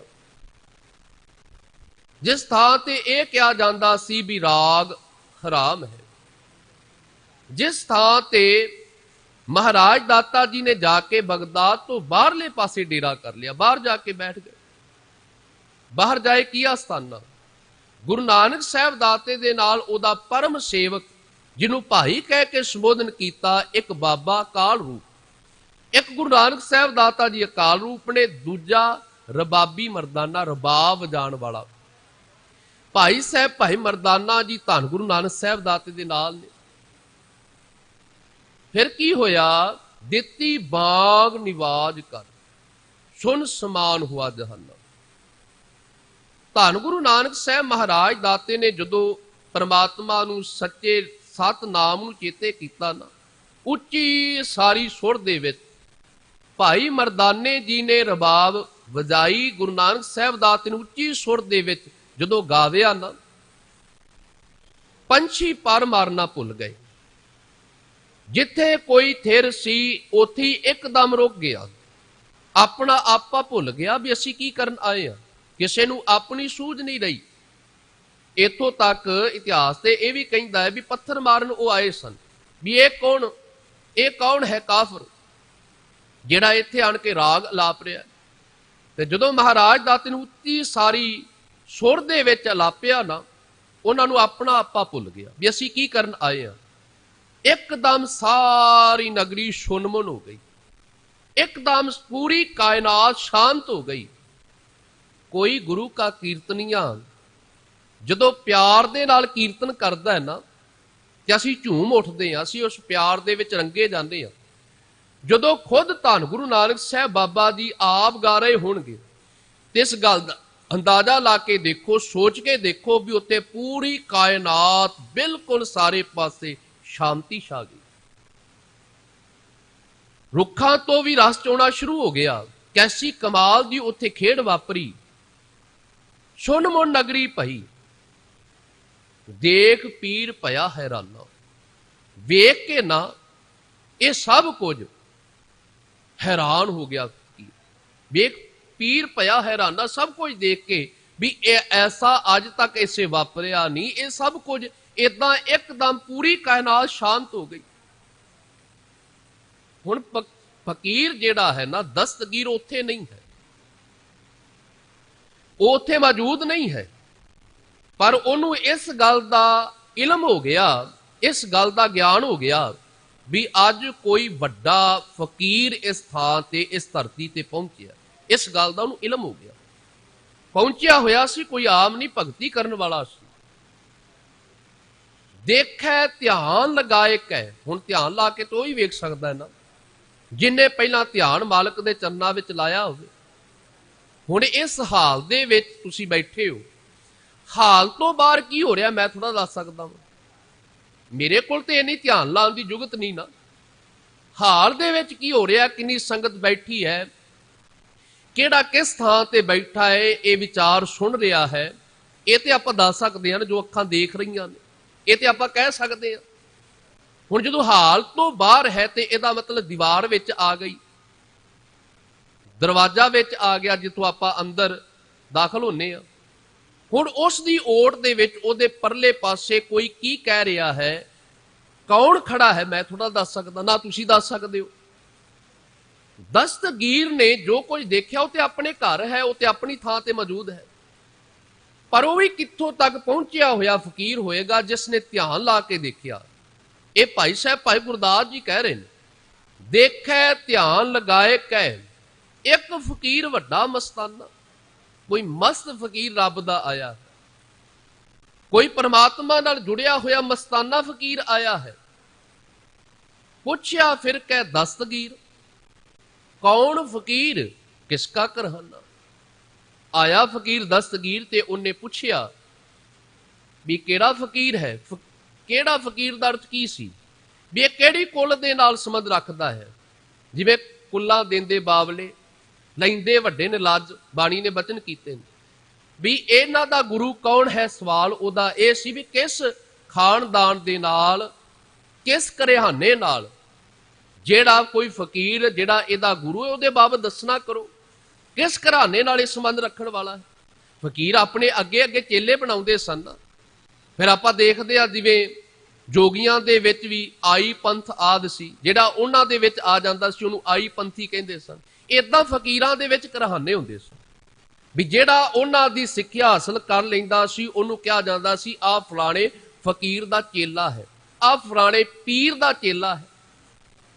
ਉਹ ਆਣ ਕੇ ਪੁੱਛਦਾ ਹੈ, ਪੁੱਛਿਆ ਫਿਰ ਕਹਿ ਦਸਤਗੀਰ, ਕੌਣ ਫਕੀਰ, ਇਹ ਕੌਣ ਹੈ ਜੀ, ਜਿਹੜਾ ਮਸਤਾਨਾ ਫਕੀਰ ਜਿਹਨੇ ਇੰਨਾ ਸੋਹਣਾ ਗਾਇਆ, ਇੱਥੋਂ ਦੀ ਸਾਰੀ ਨਗਰੀ ਸੁਨਮਨ ਹੋ ਗਈ। ਕੌਣ ਫਕੀਰ, ਕਿਸਕਾ ਘਰਾਨਾ, ਇਹਦਾ ਗੁਰੂ ਕੌਣ ਹੈ। ਤੇ ਭਾਈ ਸਾਹਿਬ ਭਾਈ ਮਰਦਾਨੇ ਨੇ ਨਾ ਹੱਥ ਜੋੜ ਕੇ ਬੇਨਤੀ ਕੀਤੀ, ਇਹ ਗੁਰੂ ਨਾਨਕ ਸਾਹਿਬ ਦਾਤਾ ਜੀ ਨੇ, ਨਾਨਕ ਕਾਲ ਵਿੱਚ ਆਇਆ, ਰੱਬ ਫਕੀਰ ਇੱਕੋ ਪਹਿਚਾਨਾ। ਇਹ ਕੋਈ ਆਪਣਾ, ਇਹਨਾਂ ਦਾ ਕੋਈ ਇਹੋ ਜਿਹਾ ਗੁਰੂ ਨਹੀਂ ਵੀ ਕੋਈ ਸਰੀਰ ਕਰਕੇ ਇਹ ਗੁਰੂ ਨਾਨਕ ਸਾਹਿਬ ਦਾਤੇ ਨੇ ਧਾਰਨ ਕੀਤਾ। ਜਿਸ ਦਿਨ ਧੰਨ ਗੁਰੂ ਨਾਨਕ ਸਾਹਿਬ ਦਾਤਾ ਜੀ ਜਗਤ ਦੇ ਵਿੱਚ ਆਏ, ਉਸੇ ਦਿਨ ਹੀ ਉਹ ਗੁਰੂ ਨੇ। ਇਹ ਆਪਣੇ ਸਰੀਰ ਨਾਲ ਬਾਬਾ ਨਾਨਕ ਨਹੀਂ ਜੋੜਨ ਆਇਆ। ਭਾਈ ਮਰਦਾਨਾ ਜੀ ਕਹਿਣ ਲੱਗਾ, ਰੱਬ ਫਕੀਰ ਇੱਕੋ ਪਹਿਚਾਨਾ, ਰੱਬ ਦੇ ਨਾਲ, ਪਰਮਾਤਮਾ ਦੇ ਨਾਲ, ਇਹ ਉਸੇ ਰੱਬ ਦਾ ਫਕੀਰ ਹੈ। ਕੋਈ ਕਿਸੇ ਹੋਰ ਘਰਾਣੇ ਨਾਲ ਸੰਬੰਧ ਨਹੀਂ ਰੱਖਣ ਵਾਲਾ ਬਾਬਾ ਨਾਨਕ, ਇਹ ਉਸੇ ਰੱਬ ਦਾ ਫਕੀਰ ਹੈ ਜਿਹੜਾ ਪਰਮਾਤਮਾ ਪਰਮੇਸ਼ਰ ਸਾਰੀ ਕਾਇਨਾਤ ਨੂੰ ਚਲਾਉਣ ਵਾਲਾ ਹੈ। ਜਿਹੜਾ ਪਰਮਾਤਮਾ ਪਰਮੇਸ਼ਰ ਹਰ ਥਾਂ ਤੇ ਵਿਆਪਕ ਹੈ ਨਾ, ਇਹ ਉਸੇ ਦਾ ਹੀ ਫਕੀਰ ਹੈ। ਧਰਤ ਆਕਾਸ਼ ਚਹੁ ਦਿਸ ਜਾਨਾ। ਔਰ ਗੁਰੂ ਨਾਨਕ ਸਾਹਿਬ ਦਾਤੇ ਦੀ ਸ਼ੋਭਾ ਧਰਤੀ ਆਕਾਸ਼ ਵਿੱਚ ਸਾਰੇ ਪਾਸੇ ਹੋਈ। ਭਾਈ ਸਾਹਿਬ ਭਾਈ ਗੁਰਦਾਸ ਜੀ ਇਸ ਗੱਲ ਨੂੰ ਲਿਖਦੇ ਨੇ। ਹੁਣ ਬੜਾ ਵੱਡਾ ਸਵਾਲ ਇਹ ਸੀ, ਜਿਹੜਾ ਦਸਤਗੀਰ ਫਕੀਰ ਹੁਣ ਤੱਕ ਮੰਨਦਾ ਰਿਹਾ ਹੈ। 18 ਆਲਮ ਦੀ ਗੱਲ ਕਰਦੇ ਨੇ। ਪਰਮਾਤਮਾ ਨੂੰ ਸੱਤਵੇਂ ਆਕਾਸ਼ ਵਿੱਚ ਇਸਲਾਮ ਜਗਤ ਕਹਿੰਦਾ ਵੀ ਉਹ ਰੱਬ ਬੈਠਾ ਹੋਇਆ ਹੈ, ਪਰਮਾਤਮਾ ਉੱਥੇ ਰਹਿੰਦਾ। ਗੁਰੂ ਨਾਨਕ ਸਾਹਿਬ ਦਾਤੇ ਨੇ ਇੱਕ ਵਿਚਾਰਧਾਰਾ ਦਿੱਤੀ ਨਾ, ਉਹ ਵਿਚਾਰਧਾਰਾ ਕੀ ਸੀ? ਕਈ ਵਾਰੀ ਅਸੀਂ ਵੀ ਇਹਦੀ ਵਿਚਾਰ ਕਰਦਿਆਂ ਹੋਇਆ ਨਾ ਆਪਣੇ ਤਰੀਕੇ ਨਾਲ ਹੀ ਅਰਥ ਕਰਕੇ ਨਿਕਲ ਜਾਂਦੇ ਆ, ਪੂਰੀ ਪੌੜੀ ਨੂੰ ਨਹੀਂ ਪੜ੍ਹਦੇ। ਗੁਰੂ ਗ੍ਰੰਥ ਸਾਹਿਬ ਦੀ ਬਾਣੀ ਦੀ ਜਿਹੜਾ ਪਹਿਲੀ ਆਰੰਭਤਾ ਹੈ ਉਹ ਇੱਕ ਓੰਕਾਰ ਤੋਂ ਜਪਜੀ ਸਾਹਿਬ ਦੀ ਬਾਣੀ ਤੋਂ ਹੁੰਦੀ ਹੈ ਨਾ, ਪਰ ਅਸੀਂ ਅਸਲ ਵਿੱਚ ਇਹਦੇ ਵੀ ਅਰਥ ਨਹੀਂ ਅਜੇ ਸਮਝੇ। ਜਪਜੀ ਸਾਹਿਬ ਦੀ ਪਾਵਨ ਬਾਣੀ ਦੇ ਪੌੜੀਆਂ ਪੜ੍ਹੀਆਂ ਜ਼ਰੂਰ ਨੇ, 38 ਪੌੜੀਆਂ ਦੇ ਅਰਥ ਸਮਝੇ ਹੁੰਦੇ ਤੇ ਇੱਕ ਇੱਕ ਪੌੜੀ ਚੜ੍ਹਦਿਆਂ ਹੋਇਆਂ ਸੱਚਖੰਡ ਤੱਕ ਪਹੁੰਚ ਜਾਣਾ ਸੀ, ਪਰ ਨਹੀਂ ਸਮਝੇ। ਪਾਤਾਲਾਂ ਪਾਤਾਲ ਲੱਖ ਆਗਾਸਾਂ ਆਗਾਸ਼, ਓੜਕ ਓੜਕ ਭਾਲ ਥਕੇ ਵੇਦ ਕਹਿਨ ਇਕ ਬਾਤ, ਸਹਸ 18 ਕਹਿਨ ਕਤੇਬਾ ਅਸਲੂ ਇੱਕ ਧਾਤ। ਇਹ ਜਿਹੜੀ ਵਿਚਾਰ ਹੈ ਨਾ, ਪਹਿਲੀ ਵਿਚਾਰ ਕਿਹੜੀ ਸੀ? ਇਹ ਵੇਦਾਂ ਦੀ ਸੀ। ਗੁਰੂ ਨਾਨਕ ਦੀ ਵਿਚਾਰ ਨਹੀਂ ਸੀ, ਮਾਫ ਕਰਨਾ। ਅਸੀਂ ਤੇ ਇਦਾਂ ਹੀ ਕਹਿ ਦਿੰਦੇ ਆ ਵੀ ਬਾਬੇ ਨਾਨਕ ਨੇ ਕਿਹਾ ਵੀ ਲੱਖਾਂ ਪਤਾਲਾਂ ਤੇ ਆਕਾਸ਼ ਨੇ। ਇਹ ਤੇ ਵਿਚਾਰ ਵੇਦਾਂ ਦੀ ਹੈ। ਪਾਤਸ਼ਾਹ ਗੁਰੂ ਨਾਨਕ ਸਾਹਿਬ ਦਾਤਾ ਜੀ ਖੁਦ ਕਹਿ ਰਹੇ, ਪਾਤਾਲਾਂ ਪਾਤਾਲ ਲੱਖ ਆਗਾਸ਼ਾਂ ਆਗਾਸ਼। ਲੱਖ ਸ਼ਬਦ ਦੇਲੀ ਦੀਪ ਦੀ ਤਰ੍ਹਾਂ ਦੋਨੋਂ ਪਾਸੇ ਲੱਗੇਗਾ। ਇਹ ਵਿਚਾਰ ਗੁਰੂ ਨਾਨਕ ਪਾਤਸ਼ਾਹ ਕਹਿੰਦੇ ਨੇ, ਮੈਂ ਨਹੀਂ ਕਹਿ ਰਿਹਾ, ਵੇਦ ਕਹਿਣ ਇੱਕ ਬਾਤ। ਇਹ ਵੇਦ ਕਹਿ ਰਹੇ ਨੇ। ਸਹਸ 18 ਕਹਿਣ ਕਤੇਬਾ, 18,000 ਆਲਮ ਦੀ ਗੱਲ ਕਤੇਬ ਕਰ ਰਹੇ ਨੇ, ਮੈਂ ਨਹੀਂ ਕਹਿ ਰਿਹਾ। ਹੁਣ ਬਾਬਾ ਨਾਨਕ ਦੇ ਕੋਲ ਪੁੱਛੀਏ, ਮਹਾਰਾਜ ਗੁਰੂ ਨਾਨਕ ਸਾਹਿਬ ਦਾਤਾ ਜੀ ਤੁਸੀਂ ਵੀ ਆਪਣੀ ਵਿਚਾਰ ਦੇ ਦਿਓ ਵੀ ਤੁਹਾਡੀ ਵਿਚਾਰ ਕੀ ਕਹਿੰਦੀ ਹੈ, ਵੀ ਕਿੰਨੇ ਪਾਤਾਲ ਨੇ, ਕਿੰਨੇ ਆਕਾਸ਼ ਨੇ। ਮਹਾਰਾਜ ਤੁਸੀਂ ਵੀ ਕਿਰਪਾ ਕਰ ਦਿਓ। ਸਤਿਗੁਰੂ ਦਾਤਾ ਜੀ ਪਤਾ ਜੀ ਕੀ ਕਹਿੰਦੇ ਨੇ, ਲੇਖਾ ਹੋਏ ਤਾਂ ਲਿਖੀ ਹੈ, ਲੇਖਾ ਹੋਏ ਵਿਨਾਸ਼। ਨਾਨਕ ਵੱਡਾ ਆਖੀਐ ਆਪੇ ਜਾਣਿਆ। ਇਹ ਗੁਰੂ ਨਾਨਕ ਸਾਹਿਬ ਦੀ ਦਾਤੇ ਦੀ ਵਿਚਾਰ ਹੈ। ਗੁਰੂ ਨਾਨਕ ਪਾਤਸ਼ਾਹ ਮਹਾਰਾਜ ਕਹਿੰਦੇ ਨੇ, ਜੇ ਲੇਖਾ ਹੋਏ ਤੇ ਮੈਂ ਦੱਸਾਂ ਨਾ, ਮੈਂ ਤਾਂ ਕਵਾਂ ਵੀ ਉਹ ਲੱਖਾਂ ਪਤਾਲ ਨੇ, ਲੱਖਾਂ ਆਕਾਸ਼ ਨੇ, ਜਾਂ ਇੰਨੇ ਹਜ਼ਾਰ ਆਲਮ ਨੇ। ਮੈਂ ਤੇ ਤਾਂ ਕਵਾਂ ਜੋ ਲੇਖੇ ਵਿੱਚ ਆਏ, ਉੱਥੇ ਤਾਂ ਲੇਖਾ ਹੀ ਖਤਮ ਹੋ ਜਾਂਦਾ। ਅਸੰਖ ਸ਼ਬਦ ਵੀ ਪਾਤਸ਼ਾਹ ਕਹਿੰਦੇ ਨੇ ਮੇਰੇ ਕੋਲ ਹੋਰ ਕੁਝ ਅਸੀਂ ਕੀ ਵਰਤ ਸਕਦੇ ਹਾਂ। ਜਿੱਥੇ ਗਿਣਤੀ ਖਤਮ ਹੋ ਜਾਵੇ ਉੱਥੇ ਆਪਾਂ ਸੰਖ ਸ਼ਬਦ ਵਰਤਦੇ ਹਾਂ। ਹੁਣ ਗਿਣਤੀ ਖਤਮ ਹੋ ਗਈ ਹੈ, ਸੰਖ ਸ਼ਬਦ ਵਰਤਿਆ ਜਾਂਦਾ, ਪਰ ਉੱਥੇ ਗਿਣਤੀ ਤੋਂ ਪਰੇ ਹੈ। ਜੇ ਗਿਣਤੀ ਦੇ ਵਿੱਚ ਆ ਜਾਵੇ ਤੇ ਫਿਰ ਤੇ ਉਹ ਇੱਕ ਕਥਨ ਕੀਤਾ ਜਾ ਸਕਦਾ ਨਾ, ਉਹਦਾ ਇੱਕ ਦਾਇਰਾ ਹੈ ਵੀ ਇੱਥੋਂ ਤੱਕ ਪਰਮਾਤਮਾ ਪਰਮੇਸ਼ਰ ਦੀ ਹੋਂਦ, ਇਸ ਤੋਂ ਬਾਅਦ ਨਹੀਂ। ਰੱਬ ਇੱਥੋਂ ਤੱਕ ਹੀ। ਲੇਖਾ ਹੋਏ ਤਾਂ ਲਿਖੀਏ, ਲੇਖਾ ਹੋ ਹੀ ਨਹੀਂ ਸਕਦਾ। ਤਾਂ ਲਿਖੀਏ ਨਾ ਜੇ ਲੇਖਾ ਹੁੰਦਾ ਹੋਵੇ।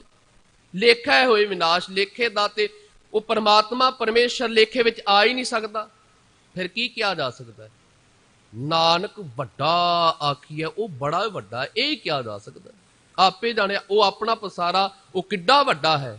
ਕੌਣ ਜਾਣੇ ਤੇਰੀ ਗਤ, ਆਪੇ ਆਪ ਉਤਪਤ। ਕੌਣ ਜਾਣਦਾ ਤੂੰ ਕਿੱਡਾ ਵੱਡਾ ਹੈ।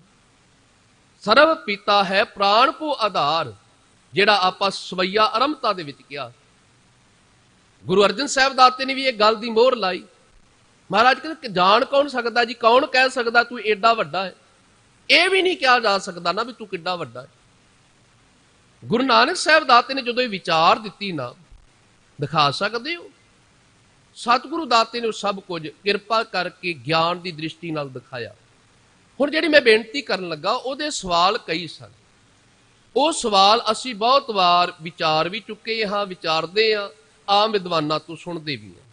ਉਹ ਵਿਚਾਰਧਾਰਾ ਇਹ ਕਹਿੰਦੀ ਹੈ ਵੀ ਗੁਰੂ ਨਾਨਕ ਸਾਹਿਬ ਦਾਤੇ ਨੇ 2 ਸਵਾਲਾਂ ਦਾ ਤੇ ਜਵਾਬ ਦੇ ਦਿੱਤਾ। ਜਿਹੜੇ 2 ਸਵਾਲ ਸਨ, ਪਹਿਲਾ ਸਵਾਲ ਤੇ ਉਹਦਾ ਇਹ ਸੀ ਵੀ ਪਰਮਾਤਮਾ ਤੋਂ ਪਹਿਲਾਂ ਵੀ ਕੁਝ ਸੀ। ਤਾਂ ਮਹਾਰਾਜ ਦਾਤੇ ਨੇ ਕਿਹਾ ਵੀ ਗਿਣਤੀ ਗਿਣੋ। ਉਹਨੇ ਚੇਲੇ ਨੂੰ ਕਿਹਾ, ਗਿਣਤੀ ਗਿਣਨੀ ਸ਼ੁਰੂ ਕੀਤੀ 1 ਤੋਂ। ਫਿਰ ਮਹਾਰਾਜ ਦਾਤੇ ਨੇ ਕਿਹਾ ਨਹੀਂ, ਗਲਤ ਹੈ। ਦਸਤਗੀਰ ਨੇ ਵੀ ਗਿਣੀ, ਉਹਨੇ ਵੀ ਇਦਾਂ ਹੀ ਗਿਣੀ। ਗੁਰੂ ਨਾਨਕ ਸਾਹਿਬ ਦਾਤਾ ਜੀ ਕਹਿਣ ਲੱਗੇ 1 ਤੋਂ ਪਹਿਲਾਂ ਕੀ ਸੀ? ਕਹਿਣ ਲੱਗੇ 1 ਤੋਂ ਪਹਿਲਾਂ ਤੇ ਸੁਣਿਆ ਸੀ, ਕੁਝ ਵੀ ਨਹੀਂ ਸੀ। ਉਹਦੇ ਪਹਿਲੇ ਸਵਾਲ ਦਾ ਜਵਾਬ ਦਿੱਤਾ ਜਦੋਂ ਉਹਨੇ ਕਿਹਾ ਵੀ ਰੱਬ ਤੋਂ ਪਹਿਲਾਂ ਕੀ ਸੀ। ਮਹਾਰਾਜ ਕਹਿਣ ਲੱਗੇ ਪਰਮਾਤਮਾ ਤੋਂ ਪਹਿਲਾਂ ਤੇ ਕੁਝ ਵੀ ਨਹੀਂ ਸੀ। ਹੁਣ ਰੱਬ ਜੇ ਹੈ, ਹਰ ਥਾਂ ਤੇ ਰਹਿੰਦਾ ਹੈ, ਤੇ ਦਿਸਦਾ ਕਿਉਂ ਨਹੀਂ ਜੀ? ਇਹ ਅੱਜ ਵੀ ਕਈਆਂ ਦੇ ਸਵਾਲ ਨੇ ਤੇ ਉਦੋਂ ਵੀ ਸੀ। ਬਾਣੀ ਨੇ ਇਸ ਗੱਲ ਦਾ ਨਿਚੋੜ ਕੱਢਿਆ, ਸਗਲ ਬਨਸਪਤ ਮੈਂ ਬੈਸੰਤਰ, ਸਗਲ ਦੂਧ ਮੈਂ ਘੀਆ, ਊਚ ਨੀਚ ਮੈਂ ਜੋਤ ਸਮਾਨੀ, ਘਟ ਘਟ ਮਾਧੂ ਜੀਆ। ਦੁੱਧ ਦੇ ਵਿੱਚੋਂ ਜੇ ਆਪਾਂ ਮੱਖਣ ਹਾਸਲ ਕਰਨਾ ਹੈ ਤੇ ਇੱਕਦਮ ਤੇ ਨਹੀਂ ਨਾ ਹੋ ਸਕਦਾ। ਮਹਾਰਾਜ ਗੁਰੂ ਨਾਨਕ ਸਾਹਿਬ ਦਾਤਾ ਜੀ ਕਹਿਣ ਲੱਗੇ, ਲੱਕੜ ਦੇ ਵਿੱਚ ਅੱਗ ਹੈ? ਕਹਿਣ ਲੱਗਾ ਜੀ ਹੈ, ਪਰ ਦਿਸਦੀ ਤੇ ਨਹੀਂ, ਬਾਹਰੋਂ ਚੁਆਤੀ ਲਾਵਾਂਗੇ ਜੀ ਤਾਂ ਪ੍ਰਗਟ ਹੋਏਗੀ। ਮਹਾਰਾਜ ਕਹਿਣ ਲੱਗੇ, ਦੁੱਧ ਦੇ ਵਿੱਚ ਘਿਓ ਹੈ, ਮੱਖਣ ਹੈ? ਕਹਿਣ ਲੱਗਾ ਜੀ ਹੈ। ਪਾਸ਼ਾ ਜੀ ਕਹਿੰਦੇ ਦਿਸਦਾ ਤੇ ਨਹੀਂ। ਮਹਾਰਾਜ ਏਦਾਂ ਥੋੜੀ ਦਿਸ ਜਾਏਗਾ। ਗੁਰੂ ਨਾਨਕ ਸਾਹਿਬ ਸਤਿਗੁਰੂ ਦਾਤਾ ਜੀ ਕਹਿੰਦੇ ਨੇ, ਫਿਰ ਕਿਵੇਂ ਦਿਸੇਗਾ? ਕਹਿਣ ਲੱਗੇ, ਮਹਾਰਾਜ ਪਹਿਲਾਂ ਇਸ ਨੂੰ ਗਰਮ ਕਰਨਾ ਪਏਗਾ, ਮੌਸਮ ਮੁਤਾਬਕ ਜਿੱਥੇ ਜਾਗ ਲਾਣੀ ਇਹਨੂੰ ਉਸੇ ਮੌਸਮ ਮੁਤਾਬਕ ਰੱਖਣਾ ਵੀ ਪਏਗਾ। ਜੇ ਠੰਡਾ ਮੌਸਮ ਹੈ ਤੇ ਇਹਨੂੰ ਕਿਵੇਂ ਰੱਖਣਾ ਹੈ, ਜੇ ਗਰਮ ਮੌਸਮ ਹੈ ਮੌਸਮ ਦੇ ਹਿਸਾਬ ਦੇ ਨਾਲ ਇਹਨੂੰ ਫਿਰ ਉਸ ਦੁੱਧ ਨੂੰ ਰੱਖਣਾ ਪਏਗਾ। ਫਿਰ ਮਹਾਰਾਜ ਉਹਦੇ ਵਿੱਚੋਂ ਦਹੀਂ ਨਿਕਲੇਗੀ, ਉਹ ਦਹੀਂ ਬਣੇਗਾ। ਦਹੀਂ ਤੋਂ ਬਾਅਦ ਜਾ ਕੇ ਵੇੜਕਾ ਪਾਵਾਂਗੇ ਤਾਂ ਮੱਖਣ ਨਿਕਲੇਗਾ। ਮਹਾਰਾਜ ਕਹਿਣ ਲੱਗੇ, ਇਹ ਤੇ ਆਪ ਤੇਰੀ ਸਲਾਹ ਹੈ ਨਾ? ਆਪ ਕਹਿੰਦਾ। ਕਹਿਣ ਲੱਗਾ, ਬਿਲਕੁਲ। ਮਹਾਰਾਜ ਕਹਿੰਦੇ ਨੇ, ਮੁਸ਼ੱਕਤ ਕਰਕੇ ਉਦੋਂ ਤੱਕ ਪਹੁੰਚਿਆ ਜਾਣਾ ਜਦੋਂ ਕੋਈ ਗੁਰੂ ਨਾਲ ਮਿਲੇਗਾ। ਤੀਜੇ ਸਵਾਲ ਦਾ ਜਵਾਬ ਮਹਾਰਾਜ ਦਾਤਾ ਜੀ ਕਹਿਣ ਲੱਗੇ, ਫਕੀਰ ਏਦਾਂ ਨਹੀਂ, ਪਹਿਲਾਂ ਤੂੰ ਥੱਲੇ ਆ। ਕਹਿੰਦਾ, ਰੱਬ ਕੀ ਕਰਦਾ? ਕਹਿਣ ਲੱਗਾ, ਪਹਿਲਾਂ ਥੱਲੇ ਆ। ਮਹਾਰਾਜ ਦਾਤਾ ਜੀ ਨੇ ਉਹ ਥੱਲੇ ਉਤਰਿਆ ਤੇ ਮਹਾਰਾਜ ਦਾਤਾ ਜੀ ਉੱਪਰ ਬੈਠ ਕੇ ਕਹਿੰਦੇ ਨੇ, ਰੱਬ ਆ ਕੁਝ ਕਰ ਸਕਦਾ ਹੈ, ਨੀਵਿਆਂ ਨੂੰ ਉੱਚੇ ਕਰ ਦਿੰਦਾ ਹੈ ਤੇ ਉੱਚਿਆਂ ਨੂੰ ਨੀਵੇਂ ਬਣਾ ਸਕਦਾ ਹੈ। ਰੱਬ ਦੀ ਇਹ ਤਾਕਤ ਹੈ। ਜਦੋਂ ਗੁਰੂ ਨਾਨਕ ਸਾਹਿਬ ਦਾਤੇ ਦਾ ਇਹ ਫਕੀਰ ਸ਼ਰਧਾਲੂ ਬਣ ਗਿਆ ਨਾ, ਗੁਰੂ ਨਾਨਕ ਸਾਹਿਬ ਦਾਤੇ ਦੇ ਚਰਨ ਪਰਸੇ ਨਾ, ਅੱਜ ਵੀ ਬਗਦਾਦ ਦੀ ਧਰਤੀ ਉੱਤੇ ਜਿਸ ਥਾਂ ਦੇ ਉੱਤੇ, ਜਿਸ ਪੱਥਰ ਉੱਤੇ ਧੰਨ ਗੁਰੂ ਨਾਨਕ ਸਾਹਿਬ ਦਾਤਾ ਜੀ ਬਿਰਾਜਮਾਨ ਹੋਏ ਸਨ ਨਾ, ਪਾਤਸ਼ਾਹ ਮਹਾਰਾਜ ਦਾਤਾ ਜੀ ਟਿਕੇ ਸਨ, ਜਿਸ ਪੱਥਰ ਉੱਤੇ ਦਾਤਾ ਜੀ ਬੈਠੇ ਸਨ, ਉੱਥੇ ਫਿਰ ਇਹਨੇ ਕੁਝ ਬੋਲ ਆਪਣੇ ਦਸਤਗੀਰ ਨੇ ਆਪਣੇ ਸਾਥੀਆਂ ਨੂੰ ਕਹਿ ਕੇ ਨਾ ਕੁਝ ਬੋਲ ਉਕਰੇ ਸਨ ਵੀ ਆਹ ਬੋਲ ਲਿਖ ਦਿਓ। ਉਹ ਬੋਲ ਕਿਹੜੇ ਸਨ? ਰੱਬ ਕੁਲ ਮਜੀਦ ਹਜ਼ਰਤ ਬਾਬਾ ਨਾਨਕ।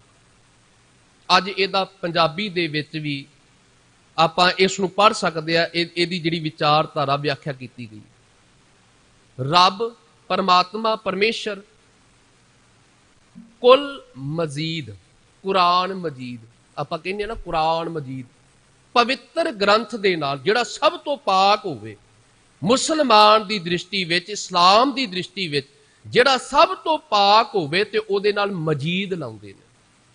ਗੁਰੂ ਨਾਨਕ ਉਸ ਰੱਬ ਦਾ ਰੂਪ ਹੈ ਸਭ ਤੋਂ ਜਿਹੜਾ ਪਰਮਾਤਮਾ ਪਾਕ ਹੈ। ਅੱਲਾ ਪਾਕ ਨੂੰ ਪਾਕ ਹੈ, ਸ਼ੱਕ ਕਰੋ ਜੇ ਦੂਸਰ ਹੋਏ। ਗੁਰੂ ਨਾਨਕ ਉਸ ਰੱਬ ਦਾ ਰੂਪ ਨੇ ਕਿਉਂਕਿ ਉਹਨਾਂ ਦੀ ਕੁੱਲ ਹੀ ਹੈ ਗੁਰੂ ਨਾਨਕ। ਇਹੀ ਫਕੀਰ, ਕੋਈ ਫਕੀਰ ਇੱਕੋ ਫਕੀਰ ਪਹਿਚਾਨਦਾ ਹੈ ਨਾ, ਉਹ ਗੁਰੂ ਨਾਨਕ ਉਸ ਰੱਬ ਦਾ ਰੂਪ ਨੇ। ਨਾਨਕ ਕੁਲ ਮਜ਼ੀਦ ਹਜ਼ਰਤ ਬਾਬਾ ਨਾਨਕ। ਹਜ਼ਰਤ ਕਿਹਦੇ ਵਾਸਤੇ ਵਰਤਦੇ ਨੇ ਜੀ? ਆਮ ਬੰਦੇ ਵਾਸਤੇ ਨਹੀਂ। ਮੁਹੰਮਦ ਸਾਹਿਬ ਵਾਪਸ ਬਾਬਦ, ਉਹਨਾਂ ਬਾਬਦ ਹਜ਼ਰਤ ਸ਼ਬਦ ਵਰਤਿਆ ਜਾਂਦਾ ਹੈ। ਹਜ਼ਰਤ ਮੁਹੰਮਦ ਸਾਹਿਬ ਸਤਕਾਰ ਵਜੋਂ ਕਿਹਾ ਜਾਂਦਾ ਹੈ। ਗੁਰੂ ਨਾਨਕ ਸਾਹਿਬ ਦਾਤਾ ਜੀ ਜਿਸ ਰੱਬ ਦੀ, ਜਿਸ ਅੱਲਾ ਨੂੰ ਕੋਈ ਲੱਭਦਾ ਹੈ ਨਾ, ਜਿਸ ਅੱਲਾ ਦੀ ਅਸੀਂ ਬੰਦਗੀ ਕਰਦੇ ਆ, 5 ਵਕਤ ਨਵਾਜ਼ਾਂ ਪੜ੍ਹਦੇ ਆ, ਉਹ ਅੱਲਾ ਦਾ ਰੂਪ ਗੁਰੂ ਨਾਨਕ ਬਗਦਾਦ ਦੀ ਧਰਤੀ ਉੱਤੇ ਆਏ ਨੇ। ਉਹ ਪੈਗੰਬਰ ਦਾ ਰੂਪ ਨੇ, ਪਰਮਾਤਮਾ ਦਾ ਰੂਪ ਨੇ। ਰੱਬ ਕੁਲ ਮਜ਼ੀਦ ਹਜ਼ਰਤ ਬਾਬਾ ਨਾਨਕ ਇੱਥੇ ਆਏ। ਉਹਨਾਂ ਦੀ ਕਦਮ ਬੋਸੀ ਨਾਲ ਇੱਥੇ ਆਬੇ ਹਯਾਤ ਦਾ ਚਸ਼ਮਾ ਫੁੱਟਿਆ, ਜਿਸ ਦੀ ਕਿਰਪਾ ਦਾ ਸਦਕਾ ਅਰਬ ਦੀ ਤਪਦੀ ਹੋਈ ਧਰਤੀ ਠੰਡੀ ਠਾਰ ਹੋ ਗਈ। ਉਹ ਕਹਿੰਦੇ ਨੇ ਬਾਬਾ ਨਾਨਕ ਉਸ ਰੱਬ ਦਾ ਰੂਪ ਇਸ ਧਰਤੀ ਉੱਤੇ ਆਏ ਜਿਸ ਗੁਰੂ ਨਾਨਕ ਸਾਹਿਬ ਦਾਤੇ ਦੇ ਜਦੋਂ ਚਰਨ ਇੱਥੇ ਪਏ ਨਾ, ਉਹਨਾਂ ਦੀ ਕਦਮ ਬੋਸੀ ਨਾਲ, ਉਹਨਾਂ ਦੇ ਚਰਨ ਜਦੋਂ ਟਿਕੇ ਨਾ, ਜਿੱਥੇ ਬਾਬਾ ਪੈਰ ਧਰੇ ਪੂਜਾ ਆਸਨ ਥਾਪਣ ਸੋਆ। ਉਹ ਜਿਹੜਾ ਗੁਰੂ ਨਾਨਕ ਦੇ ਚਰਨਾਂ ਨੂੰ ਅੱਜ ਛੱਡ ਕੇ ਟੇਕ ਕਿਸੇ ਹੋਰ ਦੀ ਲੈਂਦਾ ਹੈ, ਉਹ ਇਤਿਹਾਸ ਦੇ ਇਹਨਾਂ ਪੰਨਿਆਂ ਤੋਂ ਸਿੱਖਿਆ ਲੈ ਲਵੇ। ਔਰ ਇਤਿਹਾਸ ਇਹ ਵੀ ਗੱਲ ਦੱਸਦਾ ਹੈ ਦਸਤਗੀਰ ਉਸ ਤੋਂ ਬਾਅਦ ਉਸ ਪੱਥਰ ਤੋਂ ਪਾਸੇ ਨਹੀਂ ਹੋਇਆ, ਉਸੇ ਪੱਥਰ ਦੇ ਸਹਾਰੇ ਉੱਤੇ ਰਿਹਾ। ਕਿਸੇ ਨੇ ਆੜ ਕੇ ਸਵਾਲ ਕਰਨਾ ਤੇ ਇੱਕ ਗੱਲ ਕਹਿੰਦਾ ਸੀ, ਜਿਹਨੂੰ ਬਾਬੇ ਨਾਨਕ ਦੀ ਟੇਕ ਹੈ ਨਾ, ਇੱਥੇ ਬਾਬਾ ਨਾਨਕ ਜੀ ਬੈਠੇ ਤੇ ਗੁਰੂ ਨਾਨਕ ਕਿਤੇ ਨਹੀਂ ਗਿਆ। ਗੁਰੂ ਨਾਨਕ ਅੱਜ ਵੀ ਇੱਥੇ ਮੌਜੂਦ ਹੈ। ਉਹਦਾ ਕਿੱਡਾ ਭਰੋਸਾ ਸੀ ਗੁਰੂ ਨਾਨਕ ਸਾਹਿਬ ਦਾ ਤੇ ਉੱਤੇ ਦਸਤਗੀਰ ਦਾ। ਬਾਬਾ ਨਾਨਕ ਅੱਜ ਵੀ ਇੱਥੇ ਮੌਜੂਦ ਹੈ ਤੇ ਜਿਹਨੂੰ ਬਾਬੇ ਨਾਨਕ ਦੀ ਟੇਕ ਹੋਵੇ ਨਾ, ਉਹ ਦੁਨੀਆ ਦੇ ਆਸਰੇ ਨਹੀਂ ਭਾਲਦਾ, ਉਹਨਾਂ ਨੂੰ ਹੋਰ ਕਿਸੇ ਆਸਰੇ ਦੀ ਲੋੜ ਨਹੀਂ ਪੈਂਦੀ। ਗੁਰੂ ਨਾਨਕ ਦਾਤੇ ਦੇ ਚਰਨ ਪਏ ਨਾ ਤੇ ਉਹ ਕਹਿੰਦਾ ਵੀ ਇੱਥੇ ਚਰਨ ਪੈਣ ਦੇ ਨਾਲ ਆਬੇ ਹਯਾਤ ਦਾ, ਆਬੇ ਹਯਾਤ ਕੀ, ਅੰਮ੍ਰਿਤ ਦਾ ਚਸ਼ਮਾ, ਆਬੇ ਹਯਾਤ ਦਾ ਚਸ਼ਮਾ ਫੁੱਟਿਆ। ਤੇ ਉਹ ਕਹਿੰਦੇ ਨੇ ਉਹਦੀ ਕਿਰਪਾ ਦਾ ਸਦਕਾ, ਜਿਹਦੀ ਕਿਰਪਾ ਦਾ ਸਦਕਾ, ਜਿਹਦੀ ਮਿਹਰ ਦਾ ਸਦਕਾ ਇੱਥੋਂ ਦੀ ਅਰਬ ਦੀ ਤਪ ਰਹੀ ਧਰਤੀ ਠੰਡੀ ਠਾਰ ਹੋ ਗਈ। ਜਿਹੜੇ ਹਿਰਦੇ ਤਪਦੇ ਪਏ ਸਨ ਨਾ ਮਾਇਆ ਦੇ ਵਿੱਚ, ਤ੍ਰਿਸ਼ਨਾ ਦੀ ਅੱਗ ਦੇ ਵਿੱਚ, ਈਰਖਾ ਦੇ ਵਿੱਚ, ਸਾੜੇ ਦੇ ਵਿੱਚ, ਜਿਹੜੇ ਆਪੋ ਆਪਣੀ ਖਿੱਚਾਤਾਨੀ ਲੱਗੀ ਹੋਈ ਸੀ ਵੀ ਮੈਂ ਵੱਡਾ ਵਾਂ, ਉਹ ਕਹਿੰਦਾ ਸੀ ਮੈਂ ਵੱਡਾ ਵਾਂ, ਜਿਸ ਦਿਨ ਧੰਨ ਗੁਰੂ ਨਾਨਕ ਸਾਹਿਬ ਦਾਤੇ ਦੇ ਚਰਨ ਟੇਕੇ ਨਾ ਇਸ ਜ਼ਮੀਨ ਤੇ, ਉਹ ਤਪਦੇ ਹੋਏ ਹਿਰਦੇ ਠੰਡੇ ਠਾਰ ਹੋ ਗਏ। ਉਹਨਾਂ ਹਿਰਦਿਆਂ ਦੇ ਵਿੱਚ ਹੁਣ ਤਪਤ ਨਹੀਂ ਰਹੀ। ਬਾਬਾ ਨਾਨਕ ਉਸ ਪਰਮਾਤਮਾ ਦਾ ਰੂਪ ਹੈ। ਨਾਨਕ ਭਗਤ ਦਰ ਤੁਲ ਬ੍ਰਹਮ ਸੰਸਰ ਏਕ ਜੀ ਕਿਆ ਬਖਾਨੈ, ਹਾਂ ਕੇ ਬਲ ਬਲ ਬਲ ਬਲ ਸਦ ਬਲਿਹਾਰ। ਗੁਰੂ ਨਾਨਕ ਉਸ ਪਰਮਾਤਮਾ ਦਾ ਭਗਤ ਹੈ ਜਿਹੜਾ ਉਹਦੇ ਦਰ ਤੇ ਪ੍ਰਵਾਨ ਹੈ। ਉਸੇ ਦਾ ਰੂਪ ਹੈ ਗੁਰੂ ਨਾਨਕ ਸਾਹਿਬ ਦਾਤਾ ਜੀ। ਮੈਂ ਤੇ ਸਦਕੇ ਦਾਨਾ ਗੁਰੂ ਅਰਜਨ ਸਾਹਿਬ ਦਾਤਾ ਜੀ ਗੁਰੂ ਨਾਨਕ ਦਾਤੇ ਦੀ ਸਿਫਤ ਦੇ ਵਿੱਚ ਇਹ ਬੋਲ ਕਹਿੰਦੇ ਨੇ। ਤੇ ਅੱਜ ਭੱਟ ਸਾਹਿਬਾਨ ਨੇ ਉਸੇ ਪਰਥਾਏ ਇਹ ਗੱਲ ਦਰਸਾਈ ਹੈ।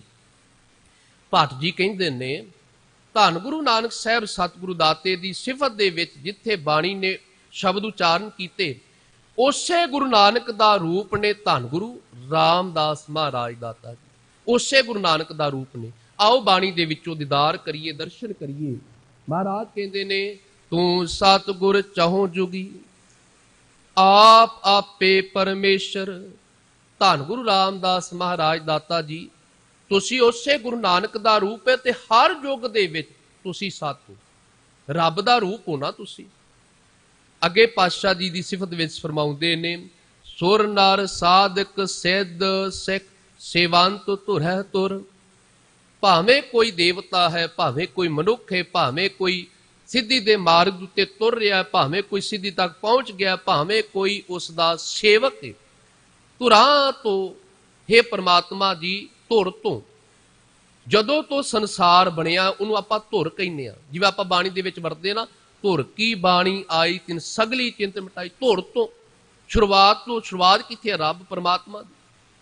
ਮਹਾਰਾਜ ਦਾਤਾ ਜੀ ਕਹਿੰਦੇ ਨੇ ਬਾਣੀ ਉਹਦੀ ਹੈ, ਧੁਰ ਦੀ ਹੈ। ਏਦਾਂ ਕਹਿੰਦੇ ਨੇ ਵੀ ਤੈਨੂੰ ਧੁਰ ਤੋਂ ਹੀ ਸਿਮਰਦੇ ਨੇ ਹਰ ਇੱਕ, ਜਦੋਂ ਦੇ ਜੁਗਾਂ ਦੀ ਰਮਤਾ, ਤੂੰ ਉਸੇ ਰੱਬ ਦਾ ਰੂਪ ਜੇ। ਗੁਰੂ ਰਾਮਦਾਸ ਮਹਾਰਾਜ ਜੀ, ਤੁਸੀਂ ਉਸੇ ਪਰਮਾਤਮਾ ਦਾ ਰੂਪ ਜੇ। ਆਦ ਜੁਗਾਦ ਅਨਾਦ ਕਲਾ ਧਾਰੀ ਤੇ ਲੋਹ। ਆਦ, ਆਦ ਆਪਾਂ ਮੁੱਢ ਨੂੰ ਕਹਿੰਦੇ ਆ। ਜੁਗਾਦ ਜਿੱਥੋਂ ਜੁਗਾਂ ਦੀ ਆਰੰਭਤਾ ਹੁੰਦੀ ਉਹਨੂੰ ਕਿਹਾ ਜਾਂਦਾ ਜੁਗਾਦ। ਅਨਾਦ, ਜਿਹੜਾ ਪਰਮਾਤਮਾ ਇੱਕ ਰਸ ਹਰ ਥਾਂ ਤੇ ਵਿਆਪਕ ਹੈ, ਸਰਬ ਸ਼ਕਤੀਮਾਨ, ਹਰ ਥਾਂ ਤੇ ਮੌਜੂਦ ਹੈ। ਕਲਾ ਧਾਰੀ, ਕਲਾ ਦਾ ਅਰਥ ਹੁੰਦਾ ਜਿਵੇਂ ਆਪਾਂ ਬਾਣੀ ਦੇ ਵਿੱਚ ਪੜ੍ਹਦੇ ਹਾਂ, 16 ਕਲਾ ਸੰਪੂਰਨ ਫਲਿਆ। ਵੱਖ-ਵੱਖ ਜਿਹੜੇ ਇਹ ਧਰਤੀ ਉੱਤੇ ਅਵਤਾਰ ਆਏ ਉਹਨਾਂ ਦੇ ਬਾਬਤ ਦੇ ਵਿਚਾਰ ਸੀ। ਤੇ ਜਦੋਂ ਰੱਬ ਦੀ ਵਿਚਾਰ ਆਈ, ਵੇਖੋ ਕਿਸੇ ਨੂੰ ਕਿਹਾ ਗਿਆ ਇਹ ਜਿਹੜਾ ਸੀ 14 ਕਲਾ ਸੰਪੂਰਨ ਸੀ, ਸ਼੍ਰੀ ਰਾਮਚੰਦਰ ਬਾਬਤ ਕਿਹਾ ਗਿਆ। ਸ਼੍ਰੀ ਕ੍ਰਿਸ਼ਨ ਨੂੰ ਕਿਹਾ ਗਿਆ ਵੀ 16 ਕਲਾ ਸੰਪੂਰਨ ਸੀ। ਤਾਂ ਗੁਰੂ ਨਾਨਕ ਸਾਹਿਬ ਦਾਤ ਦੀ ਵਿਚਾਰਧਾਰਾ ਰੱਬ ਬਾਬਤ ਕੀ ਕਹਿੰਦੀ ਹੈ? ਅਨੰਤ ਕਲਾ ਹੋਏ ਠਾਕੁਰ ਚੜਿਆ। ਰੱਬ ਪਰਮਾਤਮਾ ਅਨੰਤ, ਜਿਹੜੀਆਂ ਗਿਣੀਆਂ ਨਹੀਂ ਜਾ ਸਕਦੀਆਂ। ਉਹ ਭਾਈ ਕਿ ਕਿਸੇ ਦੇ 100 ਦੇ ਵਿੱਚੋਂ 16 ਨੰਬਰ ਆਏ ਹੋਣ, ਉਹਦੇ ਕੋਲ ਉਹਨਾਂ ਕੋਈ ਗਿਆਨ ਹੈ ਨਾ, ਕਿਸੇ ਦੇ 14 ਆਏ ਹੋਣ। ਤੇ ਜਿਹੜਾ ਪਰਮਾਤਮਾ ਦੀ ਗਿਣਤੀ ਨਹੀਂ ਕੀਤੀ ਜਾ ਸਕਦੀ, ਫਿਰ ਤਾਕਤ ਕਿਹਦੇ ਕੋਲ ਜ਼ਿਆਦਾ ਹੈ? ਰੱਬ ਕਿਹੜਾ ਹੋਇਆ ਜੀ? ਉਹ ਕੁਝ ਤਾਕਤਾਂ ਦਾ ਮਾਲਕ ਹੋਵੇ ਤੇ ਉਹ ਰੱਬ ਹੋਇਆ ਕਿ ਜਿਹਦੇ ਕੋਲ ਸਾਰੀਆਂ ਤਾਕਤਾਂ ਨੇ, ਉਹ ਰੱਬ ਹੋਇਆ। ਗੁਰੂ ਨਾਨਕ ਦਾਤੇ ਦੀ ਵਿਚਾਰਧਾਰਾ ਕੀ ਕਹਿੰਦੀ ਹੈ, ਪਾਤਸ਼ਾਹ ਦੀ ਵਿਚਾਰਧਾਰਾ ਕੀ ਕਹਿੰਦੀ ਹੈ। ਮਹਾਰਾਜ ਕਹਿੰਦੇ ਨੇ ਜਿਹਦੇ ਕੋਲ ਸਾਰੀਆਂ ਸ਼ਕਤੀਆਂ ਨੇ, ਇੱਕ ਦੁਕਾਨ ਤੇ ਜਾਈਏ, ਉਹਦੇ ਕੋਲ ਕੇਵਲ ਜਾ ਕੇ ਸਾਨੂੰ ਬਈ ਇੱਥੇ ਕੇਵਲ ਤੇਲ ਮਿਲੇਗਾ, ਇੱਕ ਦੁਕਾਨ ਤੇ ਜਾਈਏ ਇੱਥੇ ਕੇਵਲ ਜੀ ਸਾਬਣ ਮਿਲੇਗਾ ਜਾਂ ਗਰੋਸਰੀ ਦਾ ਸਮਾਨ ਮਿਲੇਗਾ। ਵੱਡਾ ਮਾਲ ਦੇ ਵਿੱਚ ਚਲੇ ਜਾਈਏ, ਉੱਥੇ ਸਭ ਕੁਝ ਹੀ ਹੋਵੇ, ਹਰ ਇੱਕ ਚੀਜ਼, ਹੋਰ ਕਿਸੇ ਦੁਕਾਨ ਤੇ ਜਾਣ ਦੀ ਲੋੜ ਨਾ ਪਵੇ, ਤੇ ਆਪਾਂ ਕਹਿੰਦੇ ਆ ਯਾਰ ਉੱਥੋਂ ਹੀ ਜਾ ਕੇ ਲੈ ਲਈਏ ਭਾਈ, ਸਭ ਕੁਝ ਉੱਥੋਂ ਮਿਲ ਜਾਣਾ। ਐਵੇਂ ਕਿਸੇ ਇੱਕ ਦੁਕਾਨ ਤੋਂ ਫਿਰ ਦੂਜੀ ਦੁਕਾਨ ਤੇ ਜਾਵਾਂਗੇ, ਸਾਰਾ ਕੁਝ ਹੀ ਉੱਥੋਂ ਮਿਲ ਜਾਣਾ। ਪਰਮਾਤਮਾ ਪਰਮੇਸ਼ਰ ਦੇ ਦਰ ਤੋਂ ਸਭ ਕੁਝ ਮਿਲ ਜਾਣਾ ਹੈ, ਫਿਰ ਅਸੀਂ ਦੂਜਿਆਂ ਦਰਾਂ ਤੇ ਕਿਉਂ ਜਾਈਏ ਜੀ, ਹੋਰ ਥਾਂ ਤੋਂ ਕਿਉਂ ਮੰਗੀ। ਜਿਹਦੇ ਕੋਲ ਸਾਰੀਆਂ ਕਲਾ ਹੈ, ਕਲਾਦਾਰ ਕੀ ਹੁੰਦਾ? ਸ਼ਕਤੀ। ਮਹਾਰਾਜ ਦਾਤਾ ਜੀ ਕਹਿੰਦੇ ਨੇ ਕਲਾ ਧਾਰੀ ਤ੍ਰਿਹ ਲੋਹ। ਤਿੰਨਾਂ ਲੋਕਾਂ ਦੇ ਵਿੱਚ ਲੋਹ ਤੋਂ ਲੋਹ ਸ਼ਬਦ ਬਣਿਆ, ਇਹਨੂੰ ਲਟਕਾਇਆ ਗਿਆ। ਮਹਾਰਾਜ ਕਹਿੰਦੇ ਨੇ ਜਿਨ੍ਹਾਂ ਹਰ ਇੱਕ ਯੁੱਗ ਦੇ ਵਿੱਚ, ਹਰ ਥਾਂ ਤੇ, ਤਿੰਨਾਂ ਲੋਕਾਂ ਦੇ ਵਿੱਚ ਜਿਸ ਦੀ ਕਲਾ ਜਿਹੜੀ ਹੈ, ਜਿਹਦੀ ਸ਼ਕਤੀ ਵਿਰਾਜਮਾਨ ਹੈ, ਜਿਹੜਾ ਹਰ ਥਾਂ ਤੇ ਸਮਾਇਆ ਹੋਇਆ, ਜਿਹਦੀ ਸ਼ਕਤੀ ਹਰ ਥਾਂ ਤੇ ਕਾਜ ਕਰ ਰਹੀ ਹੈ। ਅਗੰਮ ਨਿਗਮ ਉਦਰਨ ਜਰਾ ਜੰਪੈ ਆਰੋ ਹੈ। ਹੁਣ ਦੇਖੋ, ਰੱਬ ਦੇ ਉੱਤੇ, ਪਰਮਾਤਮਾ ਪਰਮੇਸ਼ਰ ਦੇ ਉੱਤੇ ਨਾ ਤੇ ਜੰਮਣ ਦਾ ਪ੍ਰਭਾਵ ਪੈਂਦਾ, ਨਾ ਮੌਤ ਦਾ ਪ੍ਰਭਾਵ ਪੈਂਦਾ, ਨਾ ਉਹਨੂੰ ਬੁਢਾਪਾ ਆ ਸਕਦਾ। ਧੰਨ ਗੁਰੂ ਰਾਮਦਾਸ ਮਹਾਰਾਜ ਦਾਤਾ ਜੀ, ਤੁਸੀਂ ਵੀ ਉਸ ਬੁਢੇਪੇ ਦੇ ਉੱਤੇ ਆਪਣਾ ਕਬਜ਼ਾ ਭਾਵ ਆਪਣੀ ਰਹਿਮਤ ਕਰ ਦਿੱਤੀ। ਨਾ ਤੁਹਾਡੇ ਉੱਤੇ ਬੁਢੇਪੇ ਦਾ, ਨਾ ਜ਼ਰਾ ਦਾ ਭਾਵ ਪ੍ਰਭਾਵ ਪੈ ਸਕਦਾ, ਨਾ ਤੁਹਾਡੇ ਉੱਤੇ ਮੌਤ ਦਾ ਪ੍ਰਭਾਵ ਪੈ ਸਕਦਾ। ਤੁਸੀਂ ਇਹਦੇ ਉੱਤੇ ਸਵਾਰ ਹੋ ਗਏ, ਤੁਸੀਂ ਇਹਨਾਂ ਉੱਤੇ ਜਿੱਤ ਹਾਸਲ ਕਰ ਲਈ। ਮਹਾਰਾਜ ਦਾਤਾ ਜੀ ਕਹਿੰਦੇ ਨੇ ਗੁਰ ਅਮਰਦਾਸ ਥਿਰ ਥਪਿਓ ਪਰਗਾਮੀ ਤਾਰਨ ਤਰਨ। ਅਮਰਦਾਸ ਜਿਹੜਾ ਸ਼ਬਦ ਵਰਤਿਆ ਨਾ, ਗੁਰ ਅਮਰਦਾਸ, ਸੱਸੇ ਨੂੰ ਸਿਹਾਰੀ ਹੈ। ਸਿਹਾਰੀ ਦਾ ਅਰਥ ਕੀ ਹੈ ਜੀ? ਇਹਦਾ ਅਰਥ ਹੈ ਗੁਰੂ ਅਮਰਦਾਸ ਰਾਹੀਂ, ਗੁਰੂ ਅਮਰਦਾਸ ਜੀ ਨੇ ਥਿਰ ਥਪਿਓ, ਤੁਹਾਨੂੰ ਥਾਪਿਆ, ਭਾਵ ਤੁਹਾਨੂੰ ਬਾਬੇ ਜੇਠੇ ਤੋਂ ਗੁਰੂ ਰਾਮਦਾਸ ਬਣਾਇਆ। ਗੁਰੂ ਅਮਰਦਾਸ ਦਾਤੇ ਦੀ ਇਹ ਕਿਰਪਾ ਵਾਪਰੀ, ਗੁਰੂ ਅਮਰਦਾਸ ਦਾਤੇ ਦੀ ਰਹਿਮਤ ਹੋਈ। ਗੁਰੂ ਪਾਤਸ਼ਾਹ ਨੇ ਤੇ ਆਪ ਬਾਣੀ ਦੇ ਵਿੱਚ ਇਹ ਗੱਲ ਵਰਤੀ ਹੈ, ਗੁਰੂ ਰਾਮਦਾਸ ਮਹਾਰਾਜ ਦਾਤੇ ਨੇ।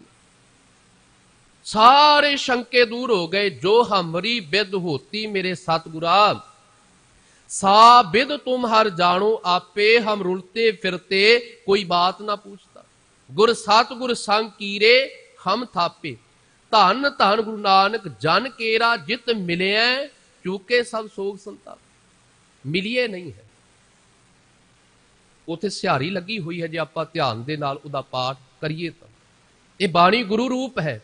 ਇੱਕ ਇੱਕ ਲਗਾ ਮਾਤਰਾ ਨੂੰ ਧਿਆਨ ਦੇ ਨਾਲ ਪੜ੍ਹੋ, ਵਿਚਾਰੋ। ਜਦੋਂ ਆਪਾਂ ਇੱਕ ਇੱਕ ਅੱਖਰ ਨੂੰ ਧਿਆਨ ਦੇ ਨਾਲ ਦੇਖਾਂਗੇ ਨਾ, ਉਸ ਦਿਨ ਨਾਲ ਵਿਚਾਰਾਂਗੇ।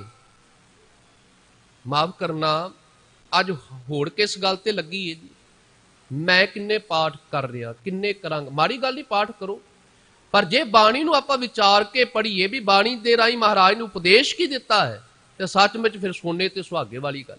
ਮਹਾਰਾਜ ਦਾਤਾ ਜੀ ਕਹਿੰਦੇ ਨੇ ਪਰਗਾਮੀ ਤਾਰਨ ਤਰਨ। ਤੁਸੀਂ ਤਰਨ ਤਾਂ ਪਰਗਾਮੀ, ਪਰਗ੍ਰਾਮ, ਲੋਕ ਤੇ ਪਰਲੋਕ, ਜਿਹੜਾ ਦੂਜੇ ਗ੍ਰਾਮ ਦਾ ਵੀ ਇੱਥੇ ਹੀ, ਜਿਹਨੇ ਗੁਰੂ ਰਾਮਦਾਸ ਦਾਤਾ ਜੀ, ਤੁਸੀਂ ਕੇਵਲ ਇੱਥੇ ਹੀ ਬਾਹ ਨਹੀਂ ਫੜਦੇ, ਇਹ ਲੋਕ ਦੇ ਵਿੱਚ ਹੀ ਕੇਵਲ ਤੁਸੀਂ ਬਾਹ ਨਹੀਂ ਫੜਦੇ। ਤੁਸੀਂ ਇੱਕ ਵਾਰ ਕਿਸੇ ਦੀ ਬਾਹ ਫੜ ਲਵੋ ਨਾ, ਪਰਲੋਕ ਦੇ ਵਿੱਚ ਵੀ ਤੁਸੀਂ ਉਹਦੀ ਬਾਹ ਨਹੀਂ ਛੱਡਦੇ। ਤੁਸੀਂ ਐਸੇ ਰਹਿਮਤ ਦੇ ਦਾਤੇ ਹੋ, ਤਾਰਨ ਵਾਲੇ ਹੋ, ਸੰਸਾਰ ਭਵਜਲ ਤੋਂ ਪਾਰ ਕਰਨ ਵਾਲੇ ਹੋ। ਅਗ ਅੰਤਕ ਬਦੈ ਨ ਸਲ ਕਵ, ਗੁਰੂ ਰਾਮਦਾਸ ਤੇਰੀ ਸ਼ਰਨ। ਜਿਹੜੇ ਪਾਪ ਨੇ ਨਾ, ਉਹ ਕਿਤੇ ਲਾਗੇ ਵੀ ਨਹੀਂ ਆ ਸਕਦੇ। ਜਿਹੜਾ ਕੋਈ ਗੁਰੂ ਰਾਮਦਾਸ ਜੀ ਤੁਹਾਡਾ ਨਾਮ ਆਪਣੀ ਰਸਨਾ ਤੋਂ ਕਹਿ ਦੇਵੇ, ਧੰਨ ਗੁਰੂ ਰਾਮਦਾਸ, ਜਿਹੜਾ ਕਹਿ ਦੇਵੇ, ਸਲ ਕਵੀ ਜੀ ਕਹਿੰਦੇ ਨੇ ਗੁਰੂ ਰਾਮਦਾਸ ਜੀ ਮੈਂ ਤੇਰੀ ਸ਼ਰਨ ਵਿੱਚ ਆਇਆ ਵਾਂ। ਇਹ ਜਿਹੜਾ ਸਵਈਆ ਹੈ ਗੁਰੂ ਰਾਮਦਾਸ ਦਾਤੇ ਦੀ ਸਿਫਤ ਦੇ ਵਿੱਚ ਹੈ।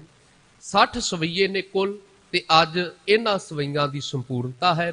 ਕੱਲ ਨੂੰ ਧੰਨ ਗੁਰੂ ਅਰਜਨ ਸਾਹਿਬ ਦਾਤੇ ਦੀ ਸਿਫਤ ਦੇ ਵਿੱਚ ਸਵਈਆਂ ਦੀ ਆਰੰਭਤਾ ਹੋਣੀ ਹੈ। ਦਾਤੇ ਦੇ ਗੁਣ ਗਾਉਂਦਿਆਂ, ਪੂਰੇ ਗੁਰੂ ਦੀ ਸਿਫਤ ਕਰਦਿਆਂ, ਬੱਚੇ ਹਾਂ ਗੁਰੂ ਦੇ ਅਧੂਰੇ ਹਾਂ, ਬੇਅੰਤ ਗਲਤੀਆਂ ਹੋਣੀਆਂ ਸੁਭਾਵਕ ਨੇ। ਪਾਤਸ਼ਾਹ ਦੇ ਚਰਨਾਂ ਵਿੱਚ ਅਰਦਾਸ ਕਰੋ, ਦਾਤਾ ਜੀ ਅੱਗੇ ਵਾਸਤੇ ਸਮਤ ਸੋਝੀ ਬਖਸ਼ਿਸ਼ ਕਰਨ। ਅਦਬ ਸਤਕਾਰ ਦੇ ਨਾਲ ਗੁਰਫਤਿਹ ਦੀ ਸਾਂਝ ਪਾਓ ਜੀ। ਆਖੋ ਜੀ ਵਾਹਿਗੁਰੂ ਜੀ ਕਾ ਖਾਲਸਾ, ਵਾਹਿਗੁਰੂ ਜੀ ਕੀ ਫਤਿਹ।